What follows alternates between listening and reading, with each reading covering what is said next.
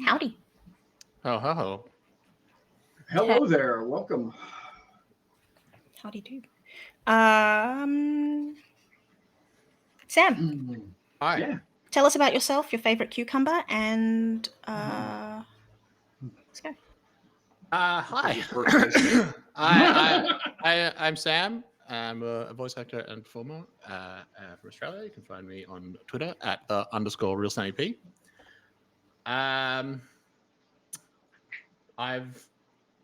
If you are in the sort of Queensland, Brisbane area, I'm going to be performing at the Brisbane Fringe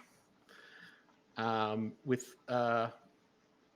someone who, if you watch the show that sort of allowed this one to happen, which was the Shadow of the Demon Lord one that Shawnee and Jamie and I were in. Alex Smith, who performs as your man Alex Smith, has in the last I think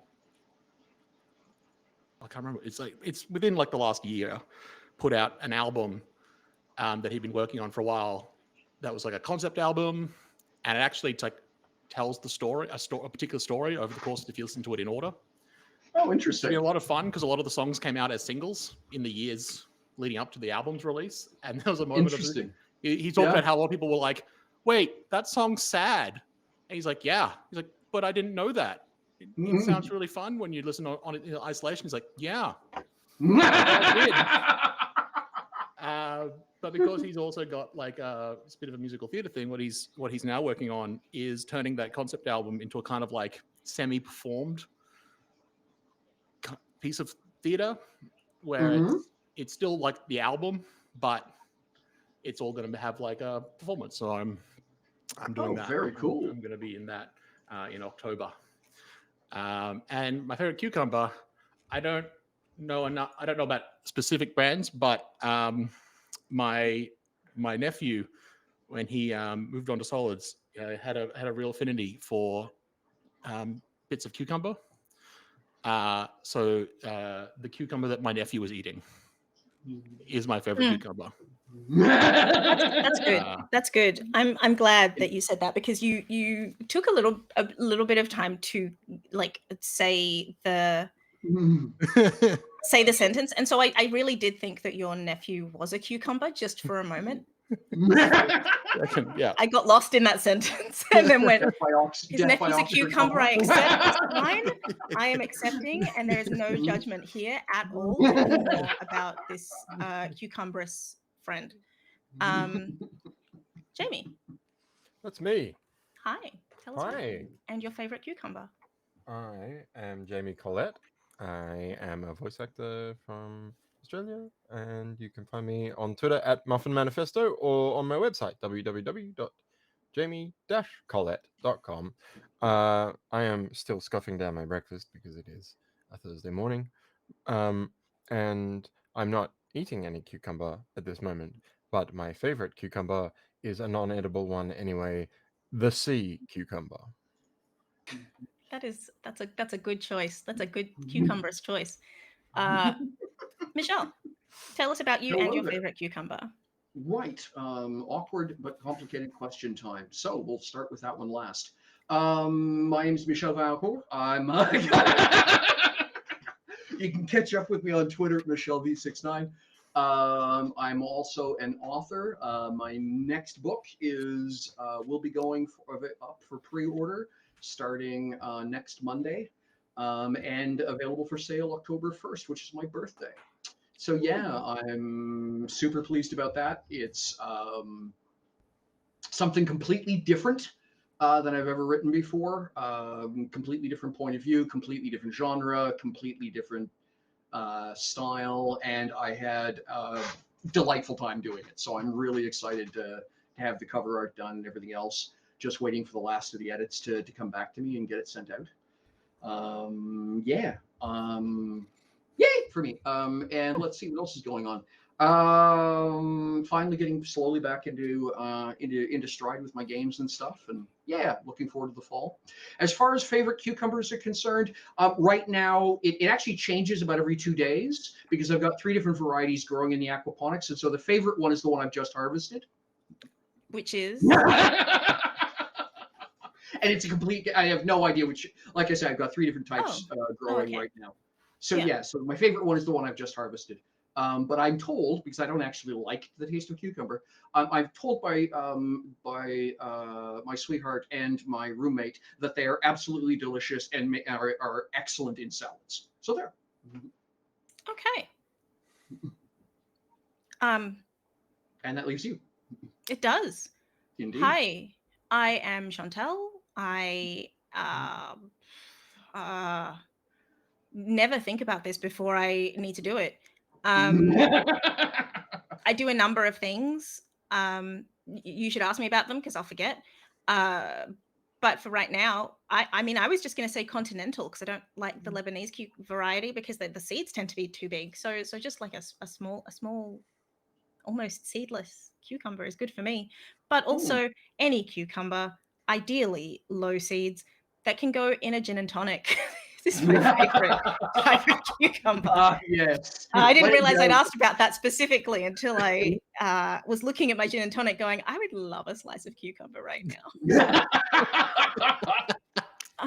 But I don't actually have cucumber on the premises. So until one can walk here, I and my gin and tonic will be sad. Let me run the intro and we play game. Let's play some game. Yeah.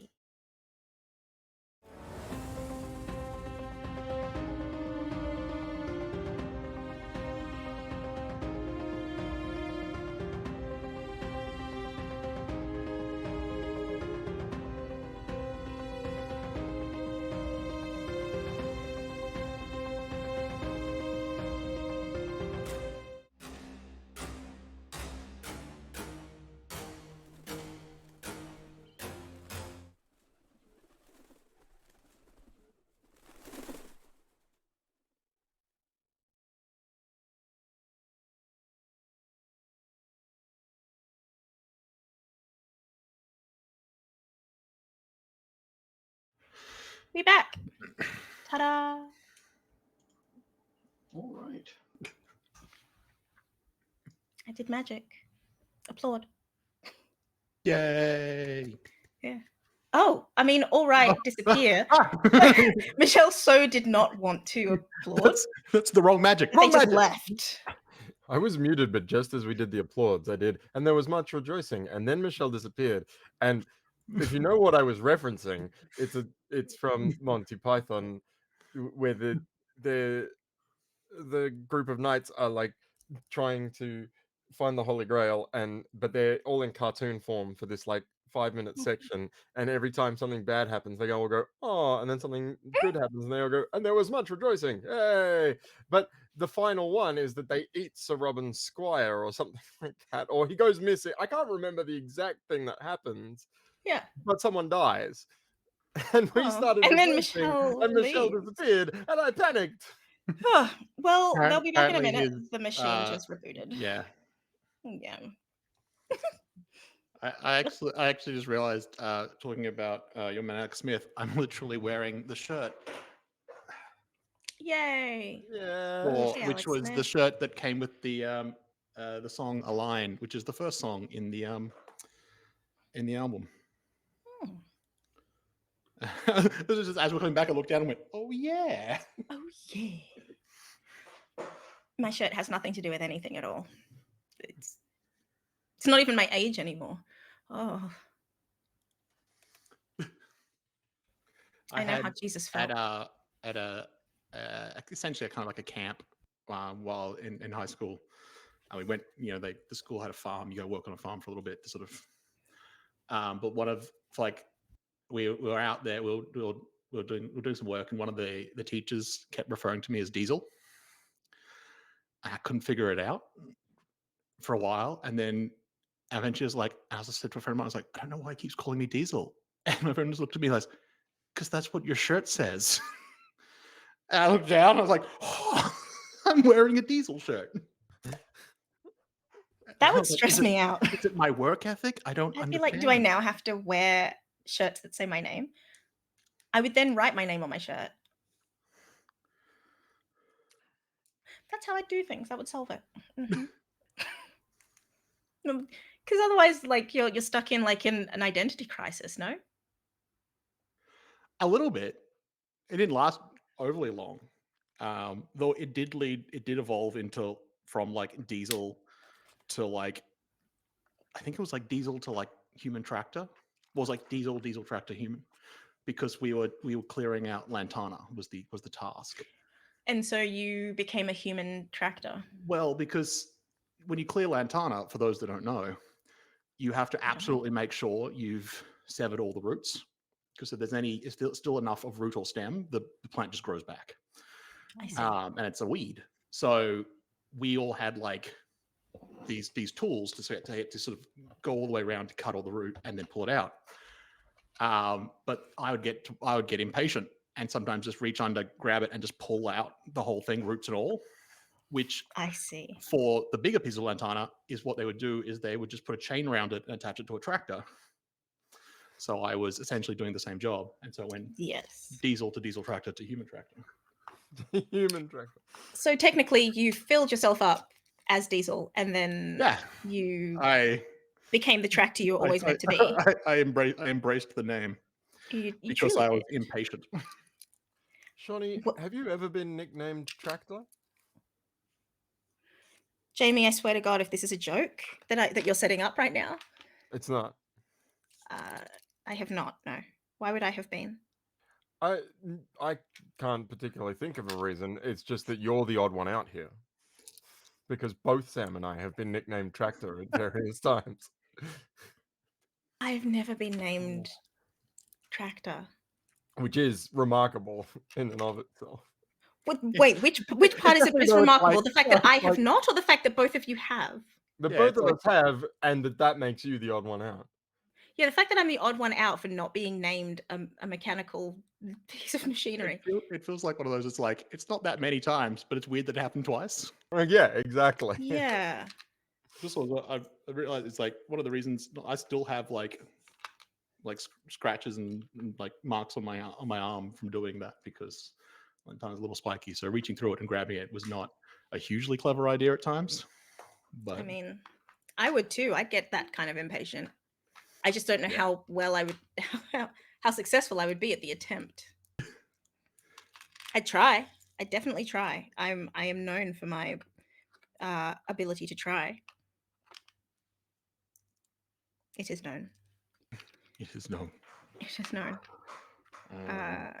What do we want to attempt to recap what's been happening, if we can remember from 2 weeks ago, or whatever? A whole lot of things have happened. Jamie, your turn. Right.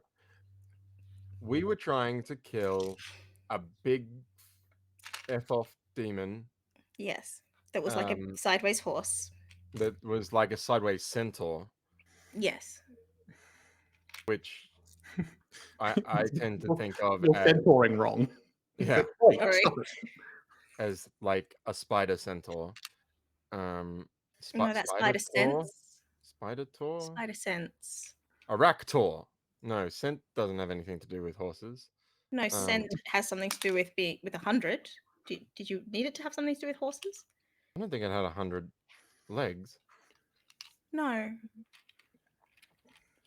I think the creature was beyond human ken, and so while its horde of scorpion, it did indeed have, it was as flat and smooth as Ken. Correct. Yes. Yeah. Continue. Sorry, that was an unnecessary agenda. Now I'm just imagining the Eater of Fate as played by Ryan Gosling. He'd do it so well. He'd do it so well. This He's monster. the only one I would trust. He does have the blank, expressionless stare of a demon. Yes. This monster is beyond our world. It won't eat cereal. Hey. What are we gonna do? Yeah, so we were fighting the demon, and its horde of scorpion minions were trying to hit our caravan guards, and then it turned out that the demon wasn't sent by the bad guy we thought it was. She turned up and sent a different horde of demons and a giant elemental to deal with those demons while we ran away. Yes, which did also explode once we got luckily far enough away to just hear that explosion, as opposed to be in the middle of said explosion. I believe you. Believe me on that one. It was very unstable elemental. It was very unstable, and it fell over because it was drunk. Partly because, from memory, Alexandre had the gall to, it was not the gall, was not okay with sacrificing members of the caravan guard to fuel some kind of magic. Yep. And Genevieve was just like, fine. When Alexandria is okay with that, then we can have another discussion. We will have truly reached. Yes. Hey. We're just recapping. Hello. Okay, fantastic. Yeah. Wow, that scared the bejeepers out of me. Machine froze, rebooted. The first thing it said was, "Hang on, I can't find your drive C."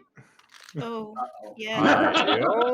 That's a reboot for me. That's a reboot. That's power off and stare at it suspiciously for 10 seconds. We need that. I mean, we? Yeah, it's very important. Suspicion? We stare at it with suspicion? No, you got to stare at it angrily. It's the only way. If you stare at it angrily, it learns that it made a mistake and it never does it again. I think you're supposed to rub its face in it. Oh God, no! Then it rubs its face on you. I don't want that. Touch that keyboard. I'm not doing that. You've no idea where that keyboard's been. Exactly. All right. Worse, maybe you do. Even worse. All right. But so we got up to, in the recap, of getting away from the Eater of Fate after Genevieve helped. But then we also after we had recovered, had a bit of a talk, and then Alexandre went slightly away from the camp to demand answers, and had 2 people respond,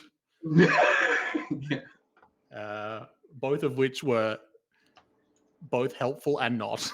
Both of which were like, well, that was useful, but also unsettled. Which is just like anything that Genevieve does kind of fits that category. But also when the zealous, slightly paranoid Loomcon cult, when their answer is, "Wait, what?" We need to.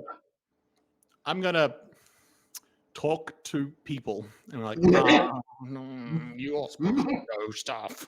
Before you decide to do something with that talking, can I talk to them first, please? That's kind of where we got to, actually. Very good. All right. All right, then. So, yeah. So you folks are, I believe, at this point, 3 days travel out of the city. And have reached the island where the river splits around. And this island is essentially the gateway into the valley, which ultimately leads in towards the city of Cliffspire. And that island, that divisive island, if you will, is the home territory of the Loomcon, and by extension, the Bloodpower Guardians. So yes, you were invited to come hang out and track and have a chat with people who are supposed to know things. When you say supposed to, that does concern me. Not gonna lie, it does concern me. Yeah. Yeah.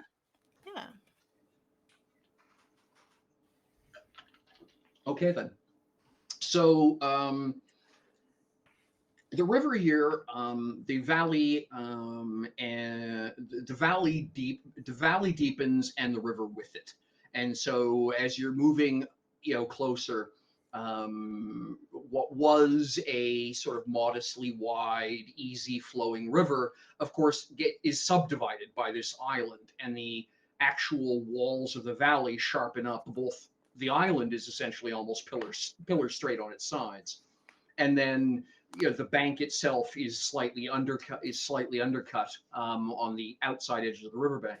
The effect is the water here seems to move almost aggressively, I guess is the best way of explaining it. It's almost, it's a visible change in temperament of the river as you get close to Lunkan territory. It doesn't show on the map, but there is in fact a well-marked trail that you're following. You picked it up shortly after you got out of the Blessed Rock territory, and the Blessed Rock touches down to the river, and then you can see there's sort of that gap. There, they have a river that comes down, feeds in, and just sort of halfway between that, and there's a tree marked on the map there. About halfway in between, there's in fact a fairly well-managed and maintained-looking bridge. Made out of heavy timbers, obviously a non-trivial engineering project is the best way of explaining it. There is a magical, it's a brazier. I mean, it looks like a brazier at a distance, a couple of them actually.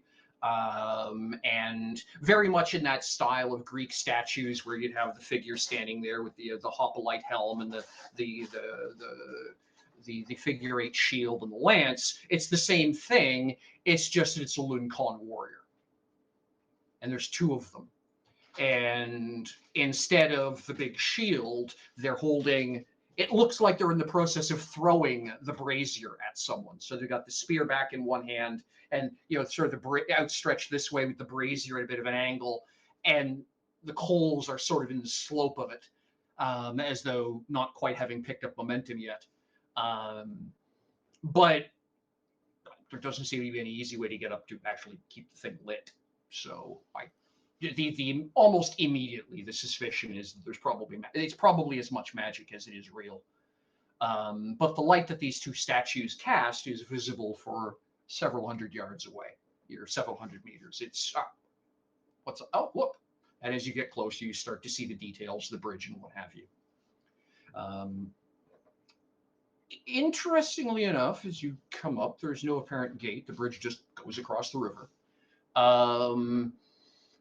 It would be a high dive to come off the bridge heading for the river surface from here. You're up a ways. Like I said, the valley, the slope of the valley intensifies. And interestingly enough, while there is sort of this low railing, it's about knee high on you folks.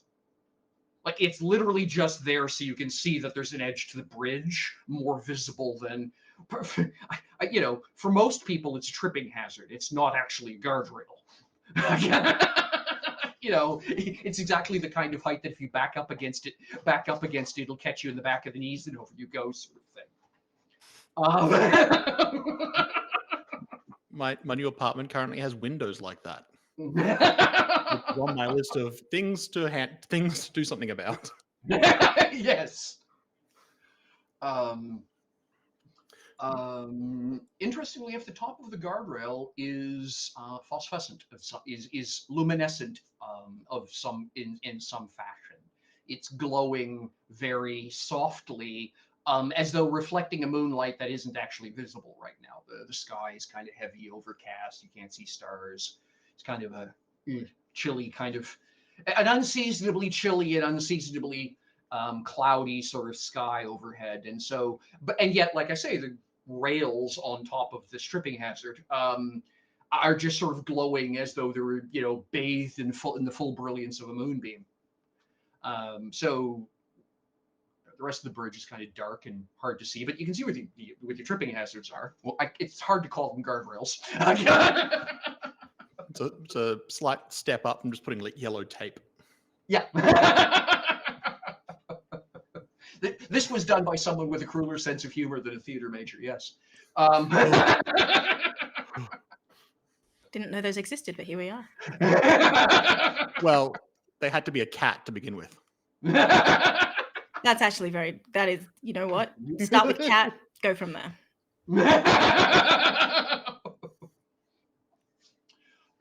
You cross the bridge, and there are. And we're leaving the caravan. Is the caravan keeping on going, or sort of like waiting at the bridge? Excellent question. What are you doing? You can get the horse. You can get the carts across the bridge. It is wide enough for that. It's obviously a bridge intended for trade, I guess is the best way to put it. I can't remember if they specified, but my memory was the person being like, you don't want to bring everyone because like but also yeah, I believe. I think the point was that we were trying to be faster, so we were going to leave them behind anyway. Yes, actually, that's. I thought we were flying. Yeah, we were going to fly. Like that's how much more speed we wanted to have. So we weren't even going to be down here. Right. Okay. Fair enough then. So yeah. So then the caravan would be heading along the river's edge ahead of you, and you folks will catch up to it on Dragonback later on. Then is that the idea? Yeah. Yeah, it was just going to keep going because it would take time for it to go into here and then come out again. So we may as well just leave it outside. Yeah, leave it in the capable hands, especially of since the guard captain and Elena. Yeah, and especially considering, like, truly speaking, who is going to attack it if we are not there? So, or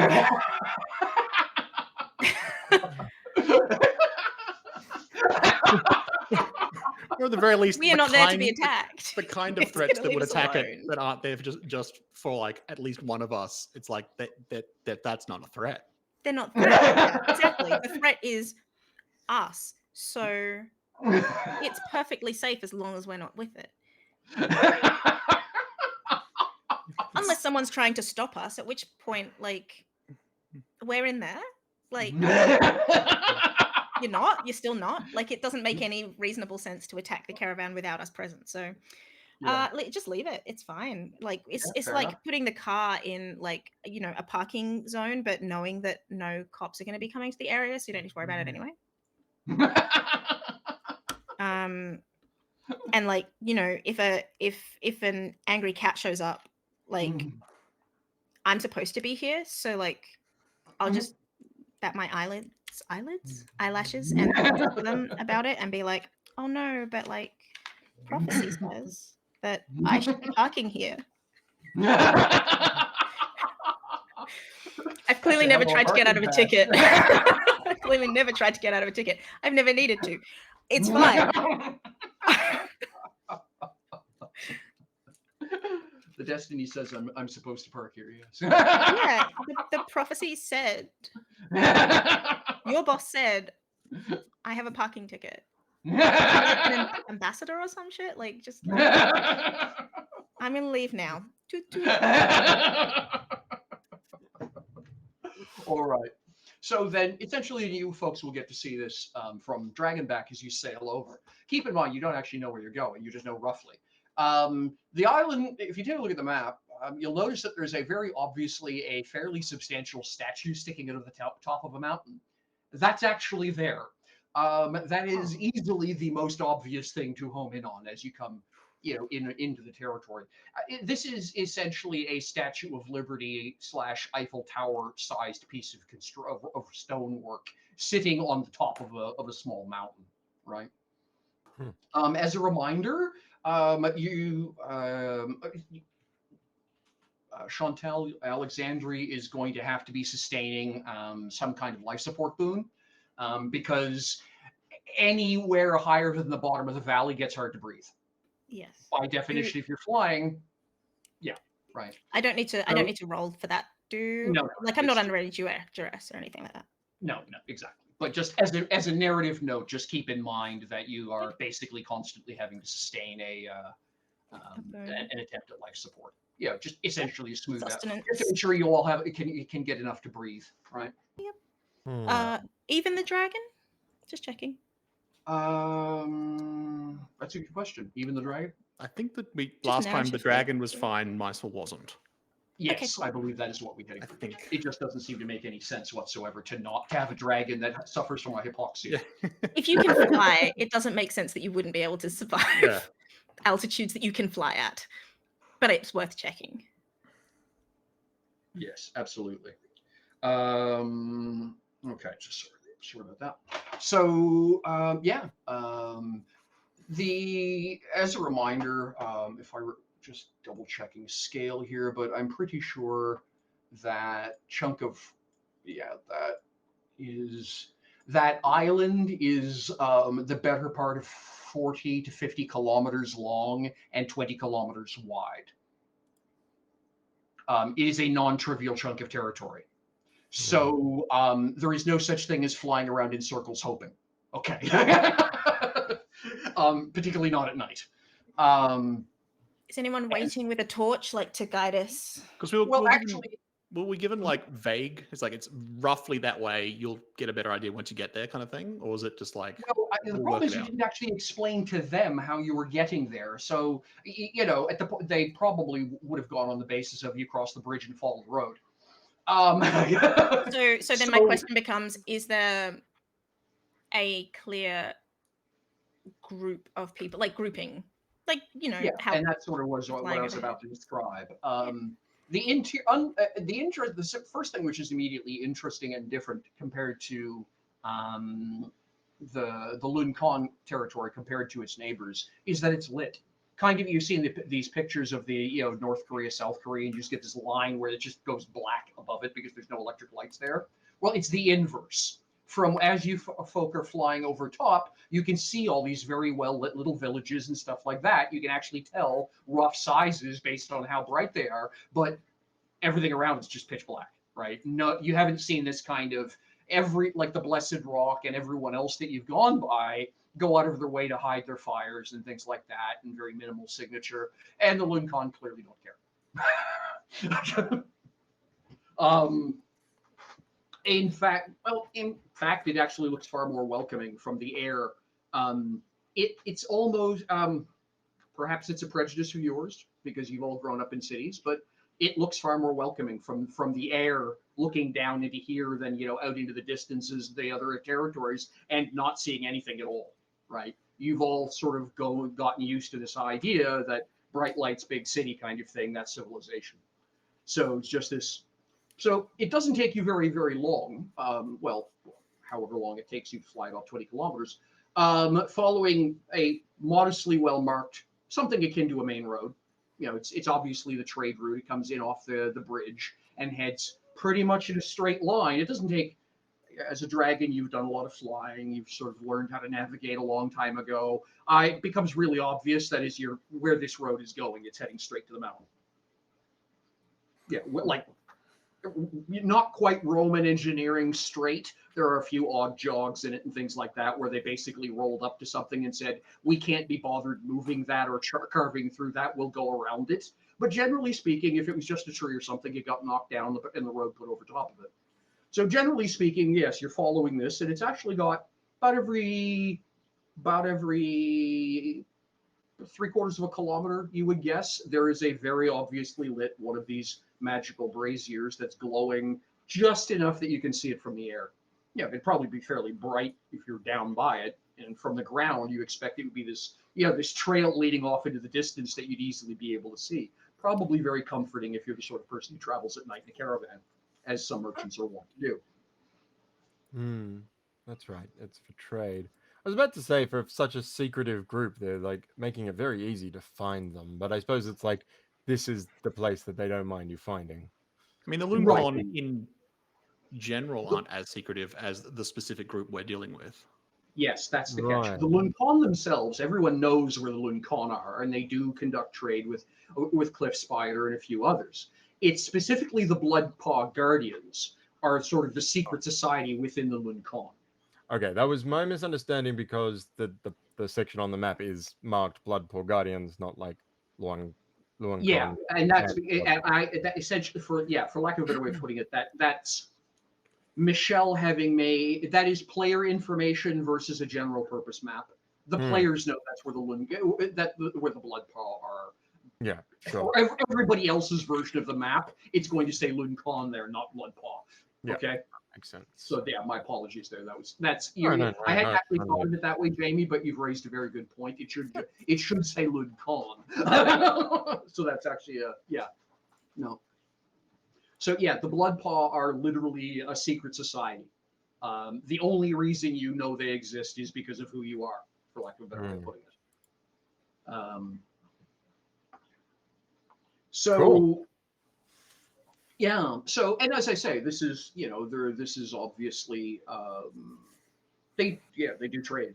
They trade with their neighbors. They trade with the humans and Cliff Spider, because, well, as you can see, the actual patches of green and trees in even in the valley are a little bit thin.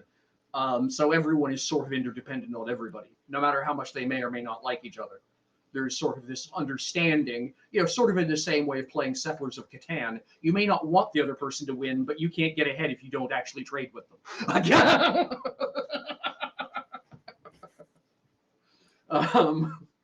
And so that's just part of life. Unless you try really hard. Yes. Or get really lucky, which is not that unsimilar to real life. All right. So yeah, you folk are in short order. As I say, I'm not sure. I'm not going to worry too much about how fast does a dragon fly. And you are able now. I guess the question I have to Dragon Airlines operator number 4 is: are you landing as a dragon in the middle of the public square of Luncon territory, or what?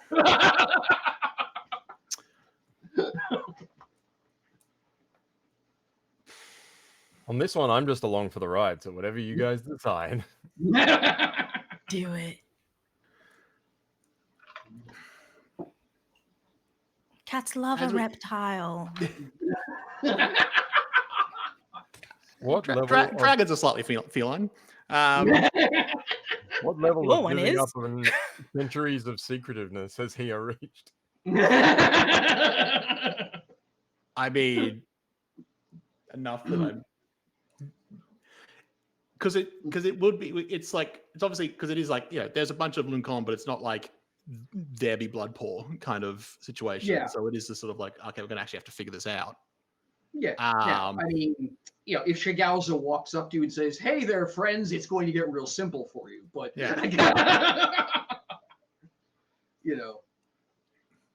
and you had warned them that, hey, we'll probably be dropping in. So you would expect that if you were going to be landing in what is in fact a well-established town. They have a bunch of villages dotted throughout the territory. As I say, they're all variously obviously lit, but up on the slope of the mountain, as the mountain begins to crawl up out of the foothill region, there's a fairly decently well laid out town of good size. And you do, as I say, they have the equivalent of a public square, which would be big enough for you to land in without question.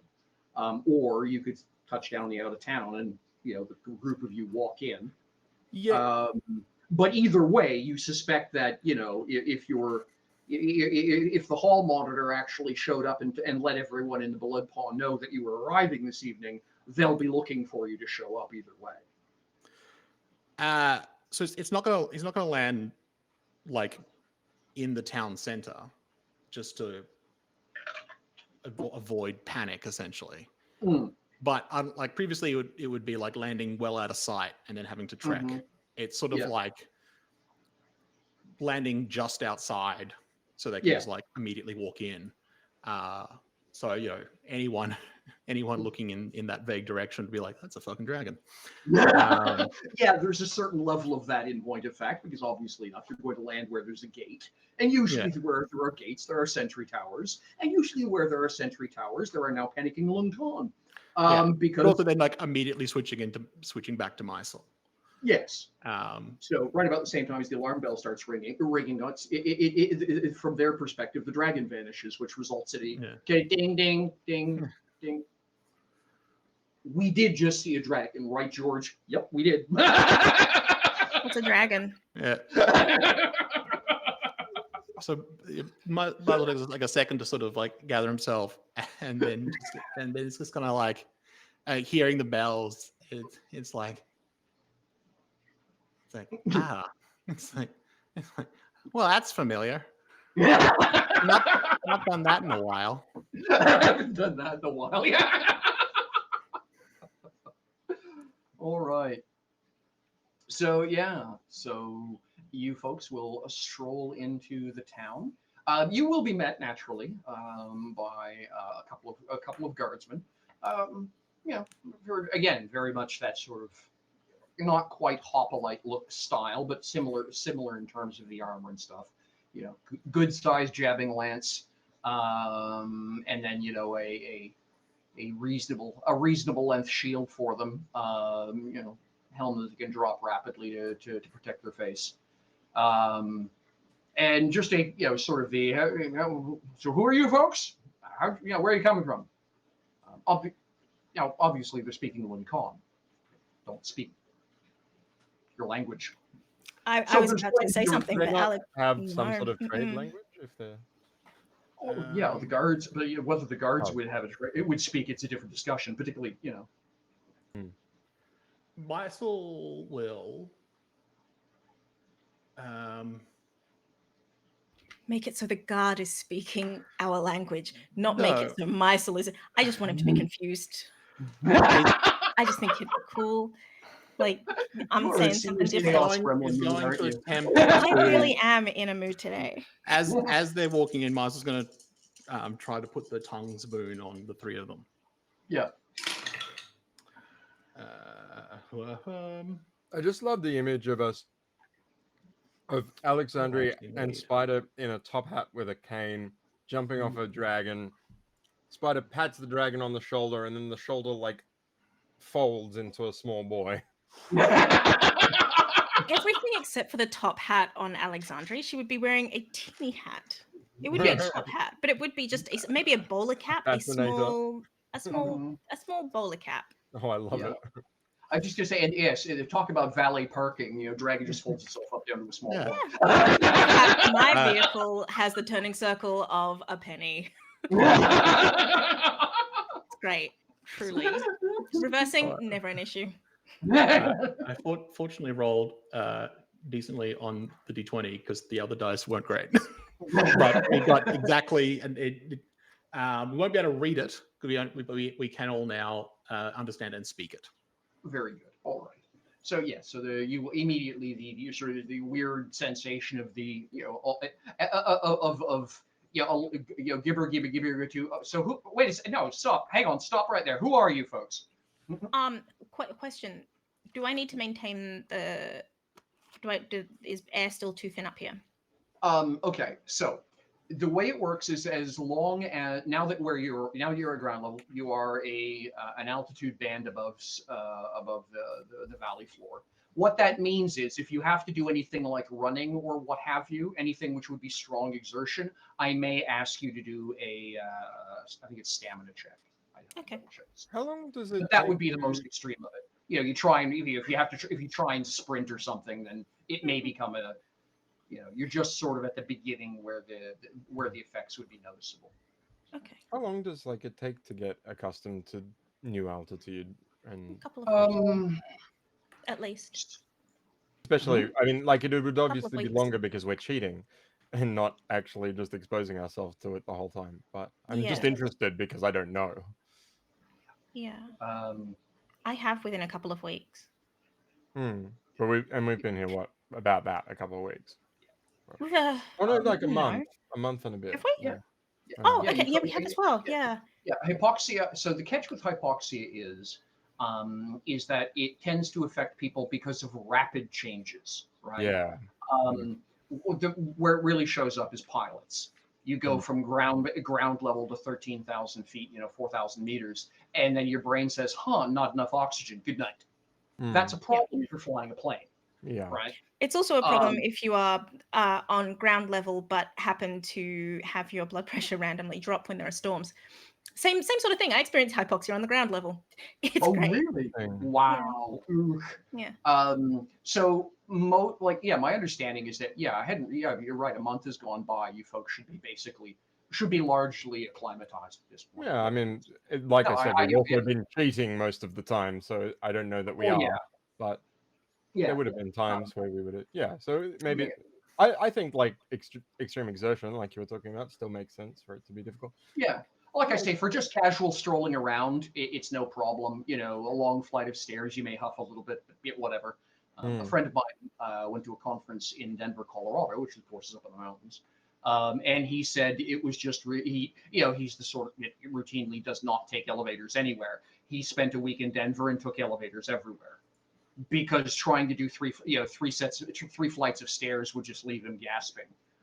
But by the end of the by the end of a week, he was getting to the point where mostly okay, but stairs were still defeating him. I think because the other issue is because it does only take a few days for you to start adjusting, but it's specific to that height. And I think from memory, like we are technically, even though we are in a valley, going further in, we're sort of coming back up again.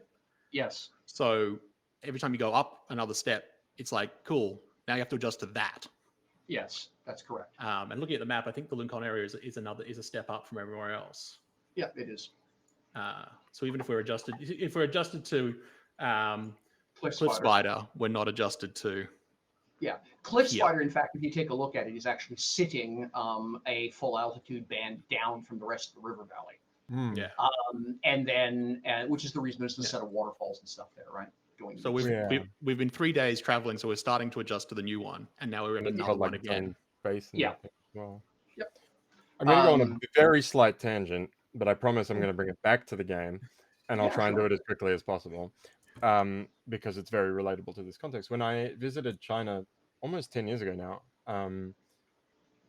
my friend and I were invited to go and see a performance of drummers in, I believe, Hunan province. I hope I'm correct about that. Where these local drummers who live up in the mountain, like it's a culture that live up in the mountains, and they had brought like to the main city nearby a performance where they did like all this drumming and chanting and stuff, and it was combined with one of China's most famous dancers who does like this peacock dance thing, which is incredible. Anyway, and yeah, they have the most phenomenal breath strength. They could like do these like singing shout things that lasted for 4 to 5 minutes without breathing, and it was just like absolutely mind-boggling to watch. Yep. I would love to do that. That sounds so much fun. And, because they're now basically wandering around in a bathtub full of oxygen. Yeah, exactly. From their perspective, right? Coming down from the mountains, you get the inverse effect. Yeah. Yeah. Interestingly, because of who my friend was, we got invited to dinner with some of the dancers and drummers, and almost none of them spoke English. So I had like the weirdest time of just sitting there and enjoying the company that I couldn't talk to. But yeah, I can imagine. I really would like to hear, like, we don't stray too often into the culture of the cultures that we're walking through in a roleplay game. I'd love to hear some Luancon singing or orcish drumming. Music, that'd be amazing. Yeah.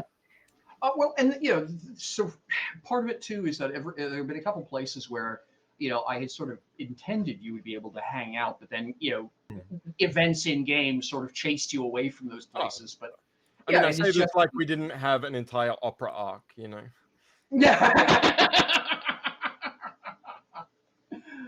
So but the Luncon, so there's there's, as I say, there's sort of them fading in, and you just quickly explaining what's going on.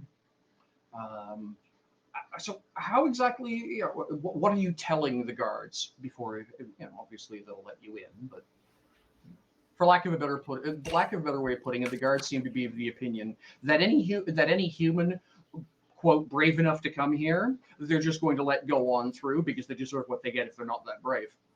But they still want to know who you are.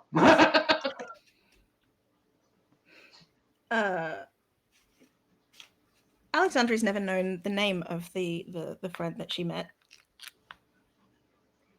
Has she? I don't think so. I don't have it written down. Yeah.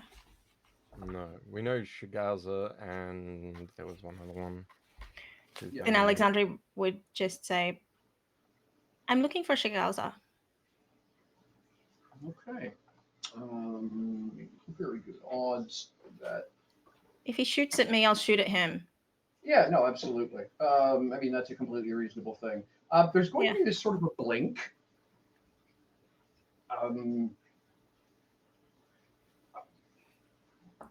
He doesn't quite look offended. He looks perplexed. Like, he clearly knows the name. He just has no idea why you'd be asking for them. Can I tell the difference in a cat's face? Yes, it's actually it's you know the just this kind of like the whole facial structure is like the lengthened face of confusion. I see. Exactly. Yeah. He kind of pauses. He says, "So," and he gestures through the open gates, and you can see there's sort of a. It looks, the best way of describing is it looks like a firefly garden.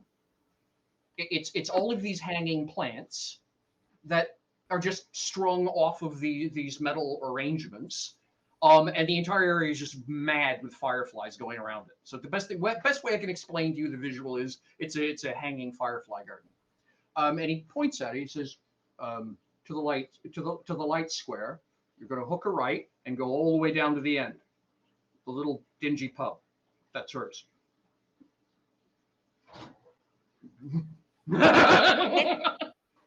Thank you. And off she walks. I'd like to say, you can tell he like, why would you want to go there? Like, you're sure he would be happy to tour guide you to at least 3 better options. But no. Since you asked my name, the choice has been made. Goodbye.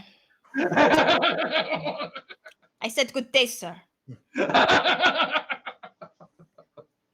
So you're going to draw some looks. No one being impolite, but just human. Oh, again, this is nothing new. Yeah. You've traveled through some interesting places before already. Revolutionary Muffin, yes. I got a kick out of that one too, Muffin. So yeah, you folks travel down, and like I say, it's actually the garden with the fireflies is slightly more complicated than originally you thought. It's each one is almost like a meter wide walk is the best way of describing the shape of it.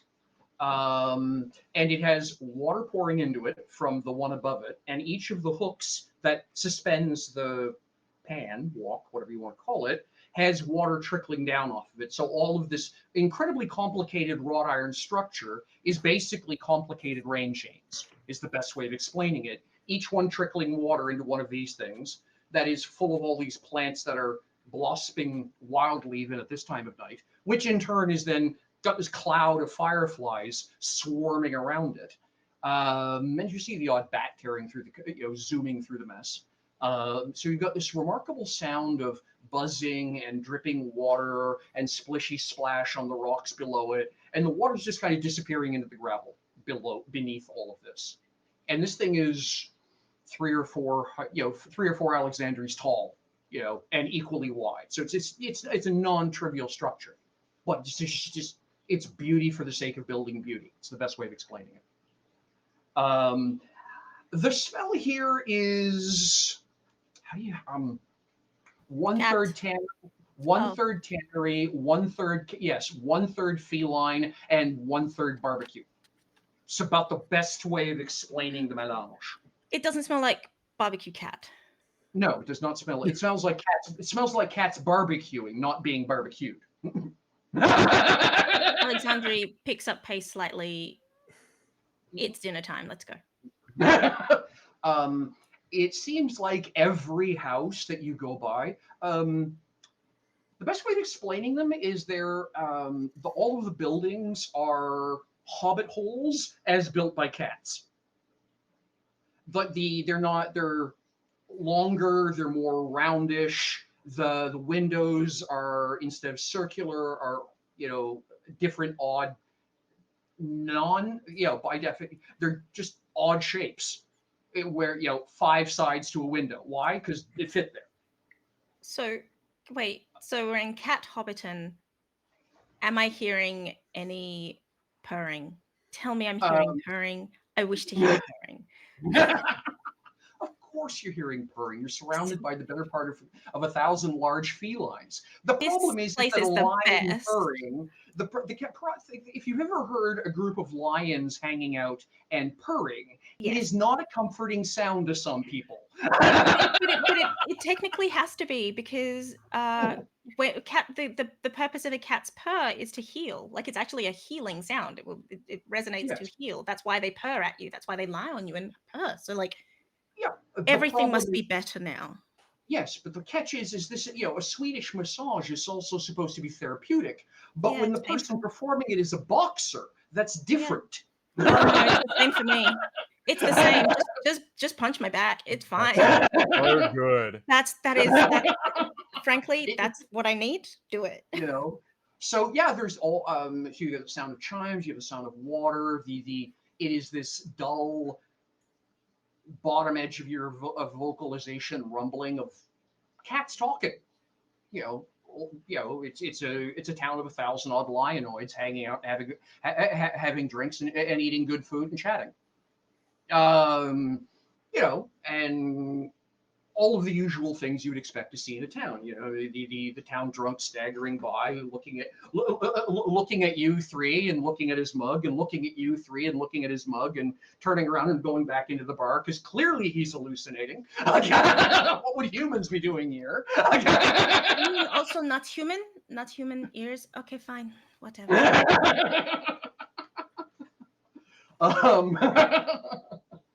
And if some kids running by playing whatever the du jour version of chase is, which invariably involves a good 35 seconds of Mysel winding up in the middle of it, because he's about their height, 1/3 their weight, but about their height, and so he winds up in the middle of the "no, you don't catch me" part, which probably involves a lot more enthusiasm and claws than Mysel is used to. And then they'll scamper off down the street, giggling hysterically. And yeah, after a little bit of a walk, essentially as described, it's get to the edge of the part of the town that's actually lit, go into the part that's dark, look around, reconsider your actions, go a little bit further, and there's Shagauz's place. It is your typical dingy dive bar. Only built to Luncon's sensibilities, I guess is the best way of putting it. So the entire front of the place is open. Scratching posts.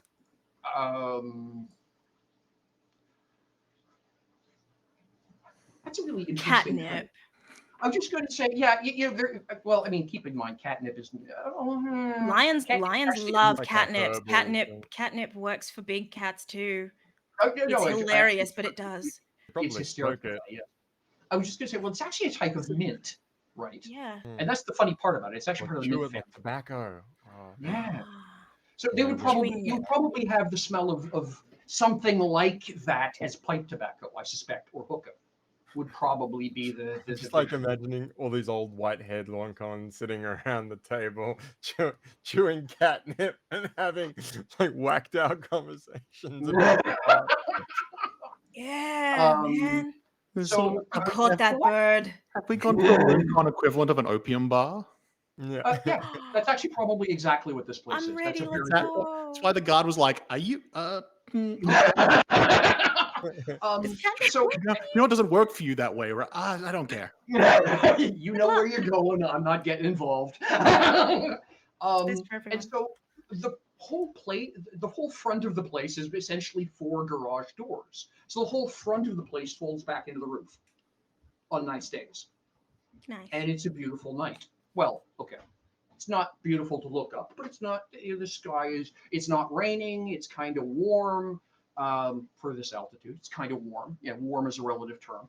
But it's a nice night. So the whole front of this place is open. And yeah, as you get closer, you can smell. Not all of the aromas are going to be pleasant to a human nose. What cats smell, what any other creature smells as normal varies from species to species. So there's going to be a certain set of scents mixed into this that you're going to go, oh, that's good for the sinuses. But at the same token, as I say, catnip and several of these types of plants are all mint-based. And so you're going to have these weird kind of oily aromas that are mixing into it. And then there's going to be the equivalent of the flavor, the aromas of the equivalent of shisha flavoring blended in on top of that. And yeah, I guess the best way of explaining it is, it's a hippie Lunkan opium bar is the place you're walking into. To say that you're the only non-Lunkan there is a bit of an understatement.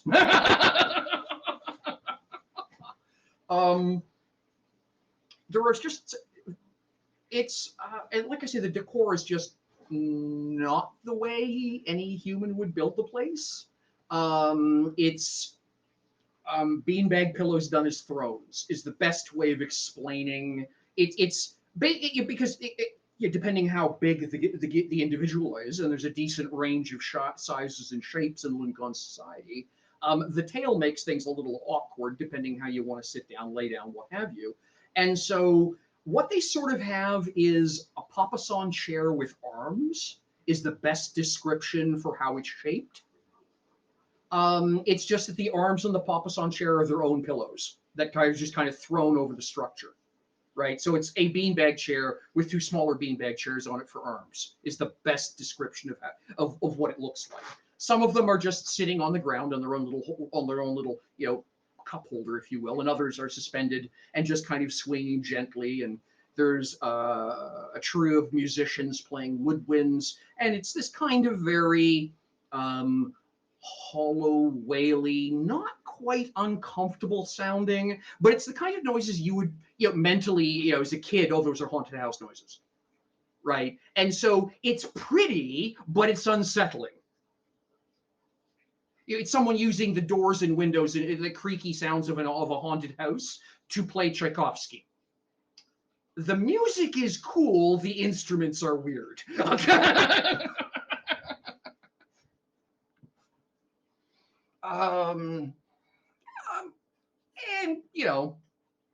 the best description is Jack Sparrow as Lunkan walks over to you.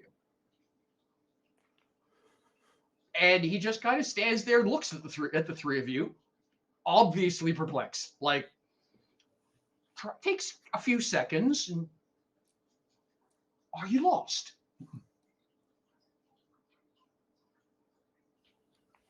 Are you high? No, I'm not allowed to be. I'm on duty. Oh, then maybe? Maybe you're lost. Okay. So where were you trying to go? Shigalza. Oh. All right. Wait here. And he turns around and heads back. Bye. Nice seeing you. Hey, boss! Door closed. Basically goes into the back room with it, and the swinging door going. Because it's a double hinge swinging door for something the size of a Lunkan plowing through it. A couple serving folks come in and out, and Shigauza comes out. Not Shigauza as you're used to seeing her. This is not Shigauza dressed in ninja, ready to massacre the night clothes. This is Shigauza kind of looking like Janis Joplin, circa Woodstock. Beads done into the tresses, some amber and shells and things like that on loops around her neck. A sari kind of double piece, basically run two ways, crisscross on her chest. Some bells jingling on her foot, around her ankles as she strolls out. Completely not Shigauza as you're used to meeting her. Alexandre's never met her, so this is great. Okay. I couldn't remember. I think, Alexandre's name dropping people that she's never met. This is fine. So Alexandre not met Shigauza? No, she's just heard the name from Mysol. Yes, so Mysol, and then a thing was left in her room. That's it. Yeah, Mysol has met Shigauza, and I believe it was a different person who brought like the box thing. Yeah, and Spider has seen Shigauza, but didn't know that's who it was until later. That's right. So you've seen the murder dealer in the sewers that propagated this entire the entire thing, right? And so and of course you're a detail-oriented person. That is part of what makes spiders special, is the attention to detail in the person. So you recognize the eyes, you recognize the jawline, you could recognize her walk. And then everything else goes except.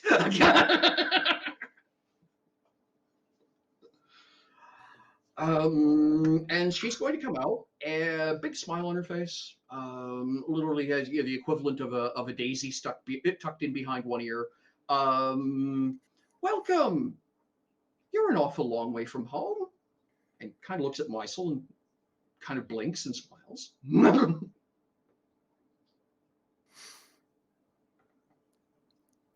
Well, we were in the area, so Wonderful. Come on right over this way. I've got just a spot for you.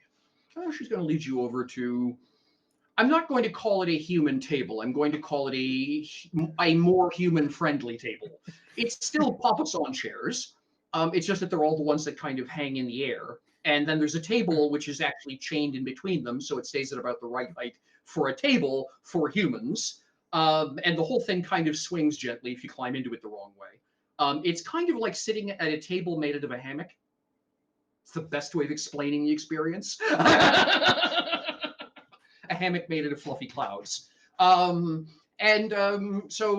she said, one sec, I'll be right back. Do you want anything to smoke or just drinks? I don't think it would have the same effect. Smelling good and cleaning the sinuses and opening the airways is a universal experience, she says. Okay, why not? Okay. Do you prefer a warm taste or a cool taste? Warm. Mm-hmm. And what is your favorite flavor? Strawberry. We might be able to do that. I'll go check. And she leaves. Comes back with vape pens. I mean, Alexandra gets to the mountain, but geez, she's addicted to science. A little while later, a few minutes later, like it's not a huge wait, a couple minutes, just enough to be awkward. Go ahead, Sir Jamie. Oh, I was just gonna say, like, as she walks off, Spider looks at Meisel and is like, "She's very good."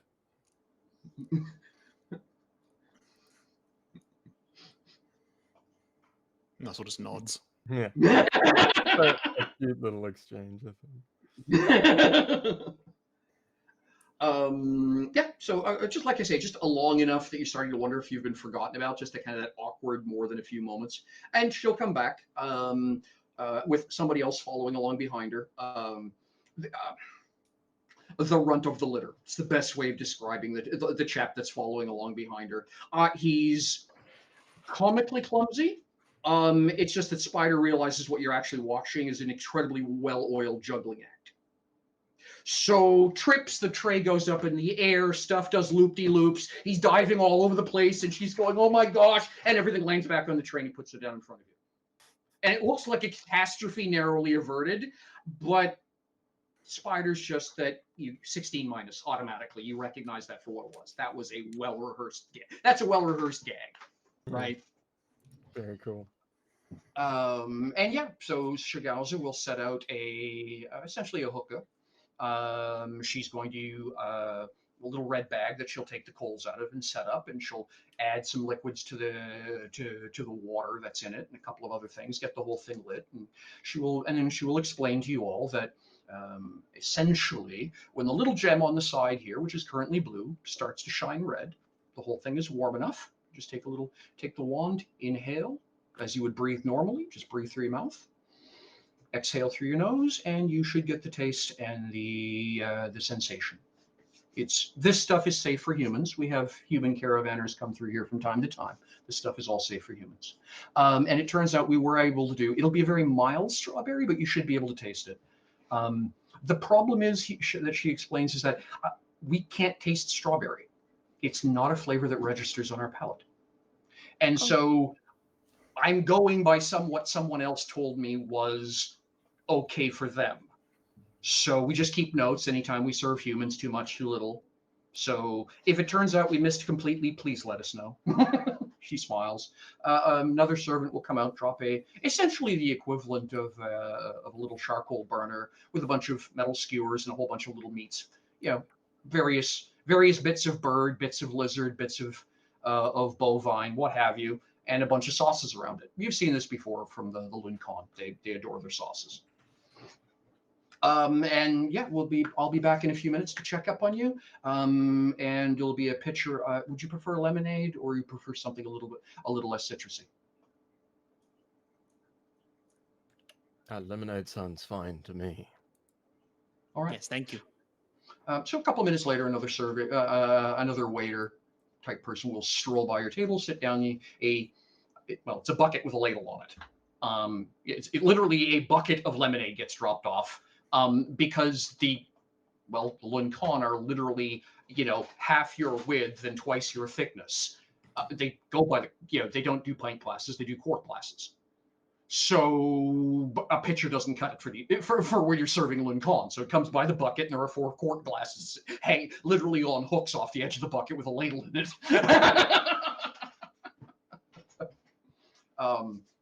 The bucket is lined with metal, and the metal is frosted. It was obviously cooled somehow. Your guess is probably magic. For around this area, it's not like they live there's snow available. Literally the easiest way to cool something like that would be utility magic. So yeah, you've got nice chili lemonade, a bunch of interesting different meats to taste, some dipping sauces, and something to smoke and relax for a few minutes. Sounds great. Gonna do that. I guess. Okay. Gotta love when your business meeting turns into not a business meeting anymore. This is fine. I'm scared for the business, but this is fine. Yeah. When the business meeting is going to be so unpleasant that the person you're visiting is delaying. A few minutes later, go ahead, sorry. We were invited, right? I mean, yes, but not by Shagalza. That's the only name I knew. Fair enough. I mean... So I assume that she knows what we're doing. This is where we would... I mean, here, not here, but here is where we would talk. Geographically, yes. Yeah, right. Okay. Well, I mean... They were somewhat vague, but at the same time, we're here to talk about their communication issues to an extent. So... Arguably, we can just add this into the report, I suppose.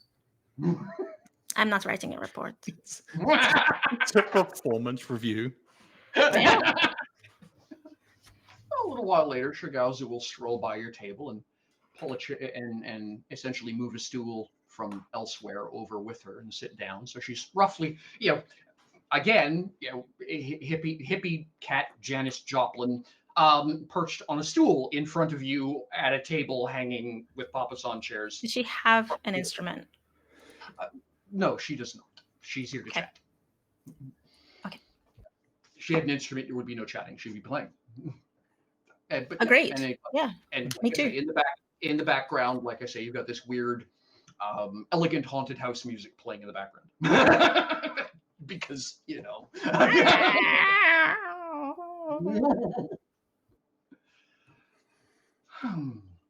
there is enough going on around the place right now that as long as you don't make a habit of yelling, you have relative obscurity in terms of background noise to be able to chat. Okay. Good to see you all. I had received word you might be dropping by. I didn't expect you'd be dropping by here, she says with a bit of a laugh. Is it strawberry enough? I have a question about this. My question about this is, do elves, I know Alexandria is half elf, but do elves have the same taste buds as humans? So this is one of those odd duck questions, and what I mean by that is, and you and I have talked about this before, Chantal, is the notion that if you can interbreed, you are effectively the same species. That's sort of the definition of species, right? Mhm. And so I would think there would have to be you know, with the dark elves, it's possible, you know, because they have a completely different food supply, literally, right? They may have a very different palate than you folk do, but as someone who is descended from, you know, surface dwelling elves, I would presume that, you know, there may be, you know, in the same way that, you know, fermented shark meat is a delicacy in some places, but certainly not at my house. I mean, I say that in the same way that, like, a lot of people like coriander or cilantro, and I don't. So Yeah. So I wonder whether or not there's a difference on that level. Like, it doesn't yeah, have to be huge, but I'm yeah. curious. And yeah, so I think the best way of explaining it is that I think elves probably would, because strawberries are a you know, a sugar source, and and they will grow in the woods. So I think it would be reasonable to presume that elves would develop a taste for them, because, you know, sugars are those Oh things yeah, that do yeah, that. yeah. Oh, Yeah, absolutely. so I I just think wondered if it's like strawberries are sweeter to Alexandri specifically, just because, or sweeter than to a human, that kind of thing, for lack or of it, less I sweet. really haven't, yeah, mentally, I haven't dug into it that hard. I Yeah, think I was just I'm curious. willing to. I was just going to say, well, I guess the best way is I'm willing to let me know what you think makes sense. Is it for Alexandria? You know, is she you know, are strawberries and chocolate on the same par, or are we talking, you know? I think yes. I think Alexandria has a sweet tooth, so she wouldn't have asked for strawberry if chocolate were Yeah. potential. So Hmm. the fact that she asked for strawberry, I'm going to say that that's significant. Yes, strawberries are sweeter to half elves or to elves than they are to humans. There we go. That's my contribution to the lore. Done. I think that's fantastic. I love little quirks like that. I really do. Yeah. I think Spider is enjoying the lemonade, Yeah. not so much the strawberry. So yes, it is. It's very nice, actually. Thank you. Good. So what can I help you with? I mean, I've got a general idea what you're here, but I also have learned not to. I've also learned that the only truth comes directly from the speaker. Well, how safe is it to talk here? Don't shout. Okay. Someone didn't pass on information to, like, the big guy, you know? I've heard. So we came to talk to them before whatever it is that you decide to do. Well, okay, so that becomes part of the question, is because the fellow who let me know what was going on, that's Ragan. Ragan was very vague about exactly what it was had gone on, other than for some reason Garnest had left details out. Now I can guess why Ragan did that, because as long as he's vague, then nobody really can specifically make any claims about one thing or the other. But if what you're telling me is that it's a little bit more specific than that, then that's a different discussion. Meisel chuckles a little bit at that, because it is just such an understatement. That's sort of like it's. I have some familiarity with organizations that do business in similar manners to yours. My guess is that Ragan didn't wish to accidentally speak untruths when those who could speak the truth were coming. That's reasonable. So what is the truth?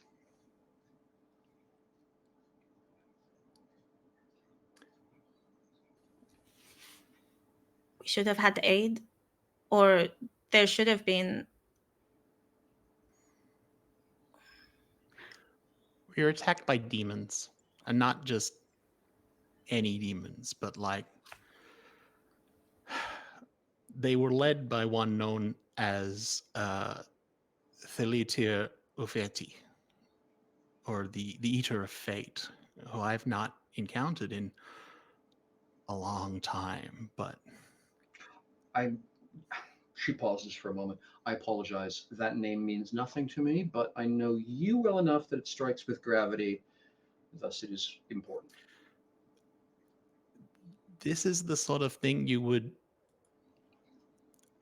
I guess it's the Voidal Demon equivalent of a siege engine. Yeah, 20-foot tall, fires beams of lightning and fire. It was an interesting night. Plus a horde of smaller, as a relative sense, Voidal demons. Yeah, just small 6-foot tall demons.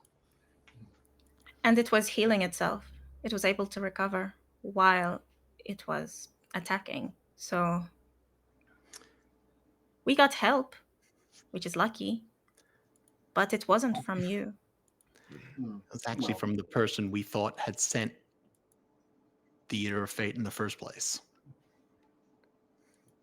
Shagaus is going to look vaguely pained. Yeah, which only means there are more pieces on the board. All right.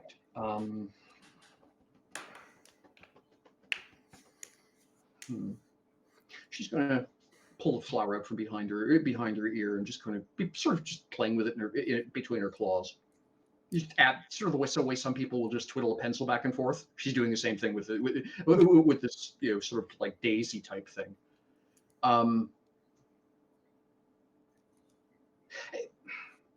Okay. I can understand. Sorry, I'm trying to come up with a way to explain this. So, obviously, we hadn't anticipated you having a problem essentially on our doorstep. Thus, we've only had, as you've probably figured out, someone keeping a rough eye on you in case of an assassin. I wouldn't expect, even I would be, let's say, loath to go to charge out into the midst of a small army of demons. So I can understand reluctance on their part, particularly where their actual job, and this is to ensure you, she says, pointing at Alexandre, aren't killed. If that wasn't ever a direct issue, then I can understand why they wouldn't have made their presence known. On the other hand, this is a type of escalation, a type of behavior that I don't think any of us would have anticipated. The problem is that we don't even know really what we're doing. And what I mean by that is we have a very broad definition of what we're supposed to do. And we've always just presumed it would be assassination. And that is okay. But part of the issue is that he didn't tell anyone anyway. Yes, that is a problem that I need to get to the bottom of. There certainly were moments where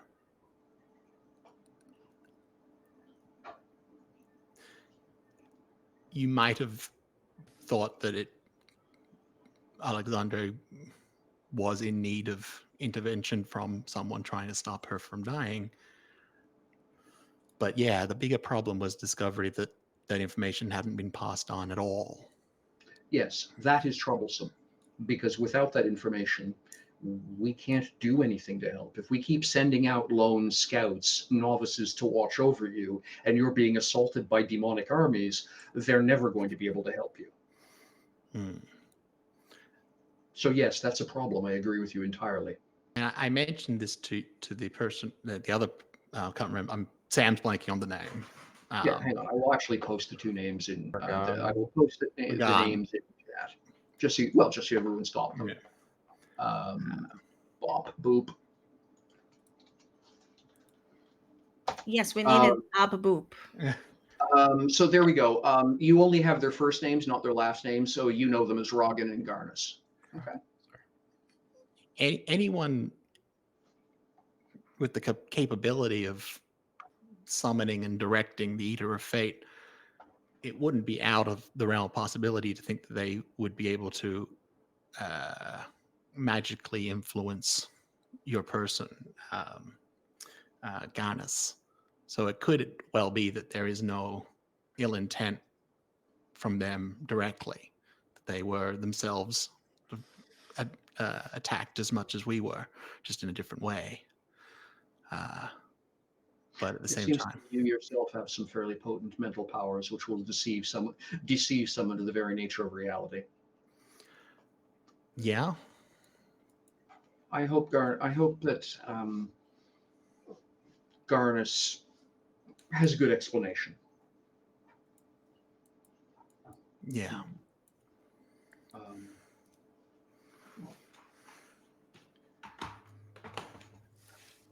For a long list of reasons, obviously. A veritable army of demons led by a demonic siege engine. Well, interesting times. I just want to say we were doing all right even before we got bailed out, and actually, I mean, I don't know if we were winning. Anyway, that's not the point. I appreciate the kindness, she says. I will keep that in mind when I speak to my peers.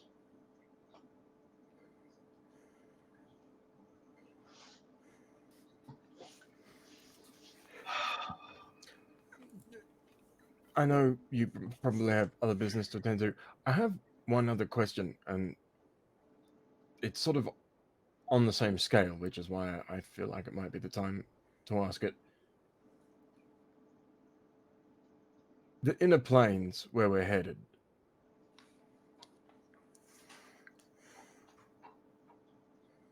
If someone united all the tribes of or hobgoblins, etc., that live nearby, how large an army could they put together? Between here, even if we were to stop the discussion at the Guardian Temple,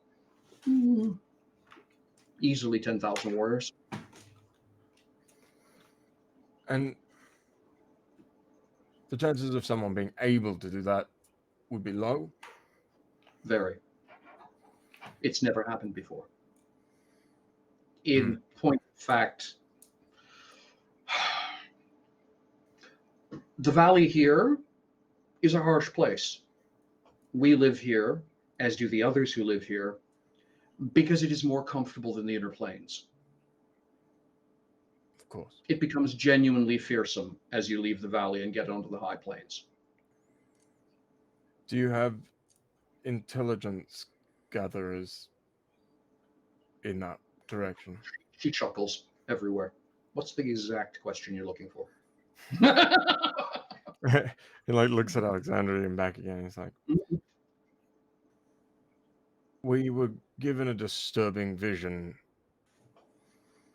a few weeks ago of an army gathered outside the Sky Anvil mountain.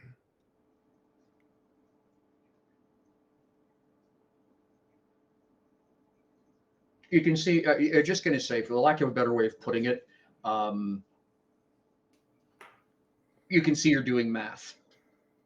How long, mentally doing the how fast could, if she had to start right now to mobilize an army and everyone she could call, how fast would it go? We've heard nothing. That brings some comfort, I suppose. I just thought, given we're all on the same team, it might be relevant. It is very relevant. The image, the vision may have been not a prophecy so much as a potential. But keep an eye out because Yes. yeah. Is there anyone that I guess comes to mind? If you thought about someone or a group that had the potential to gather this force, is there any that come to mind? She's actually going to sit back for a moment in her chair. She's clearly racking her brain.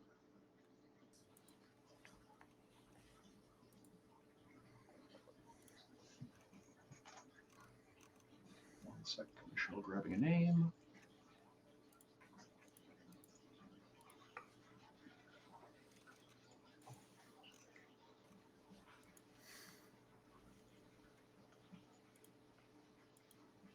Oh, come on. Stupid thing. Open up. Oh. Yes, but I killed him. Yeah, that's sort of her conclusion. She's mentally going through the list of candidates. She comes to a list. Yes, but I killed him. Who was it? I will paste the name in chat for you. I'm very glad we have a running log of this conversation, Shagalza. Visular. He's a high wizard. Had a tower. Allow me to rephrase. Was intently attempting to construct a tower not far from the Guardian Temple, and was told twice to not do so. And was impolite both times. Impolite. I see. I consider fireballs impolite. That is reasonable. Would this refer to them as a wizard? Would teleportation fall within, like, portals, that sort of thing? Something they could. Oh yes, of course. For lack of a better way of putting it, she's kind of puzzled that you asked. Like, of course, that's page number 3 of the Wizard Manual. Is sort of the reaction you get from her. Well, I mean, I don't know, and I wasn't there at the time, but Or a wizard. someone was able to get to these two while they were in the Underworld, and portals were involved. You were able to find me. You were able to find me a proverbial needle in a haystack of that city. So that shouldn't perplex you. More working back to other events that this, whether it be this person or someone else, but may also have been this mysterious new player. How long they've been actually involved. Wizards are not known for their empathy with those of the void. Therefore, they're more elemental in their interests. Michelle. Yes. My recollection. I just wanted. It's been a while. Yeah, it's been a while since that moment with the vampires, the bloodsucker, Velbladrun. That's the word I was looking for. Blood drinkers. But if I recall correctly, Spider spotted the person in a window and could tell before they ran off and went through the portal. Yeah. And tall blonde elf. Yeah. And I suppose that's about as much as. Yeah, because others literally from a window at a diagonal in the dark, in artificial lighting, across far enough away they were on the other side of a brook. Right? Yeah. But yes, tall blonde elf, absolutely. Yeah. So I suppose he says to Shigaza, this wizard, didn't happen to be a blondish elf. Well, yes, actually. He's not dead then, or wasn't a few weeks ago. That is troublesome. Most wizards have difficulty breathing after their lungs are removed. Unless But there's that would have been 3 months ago. well, we saw a tall blonde elf controlling Velblood in the Underworld about 7 weeks ago.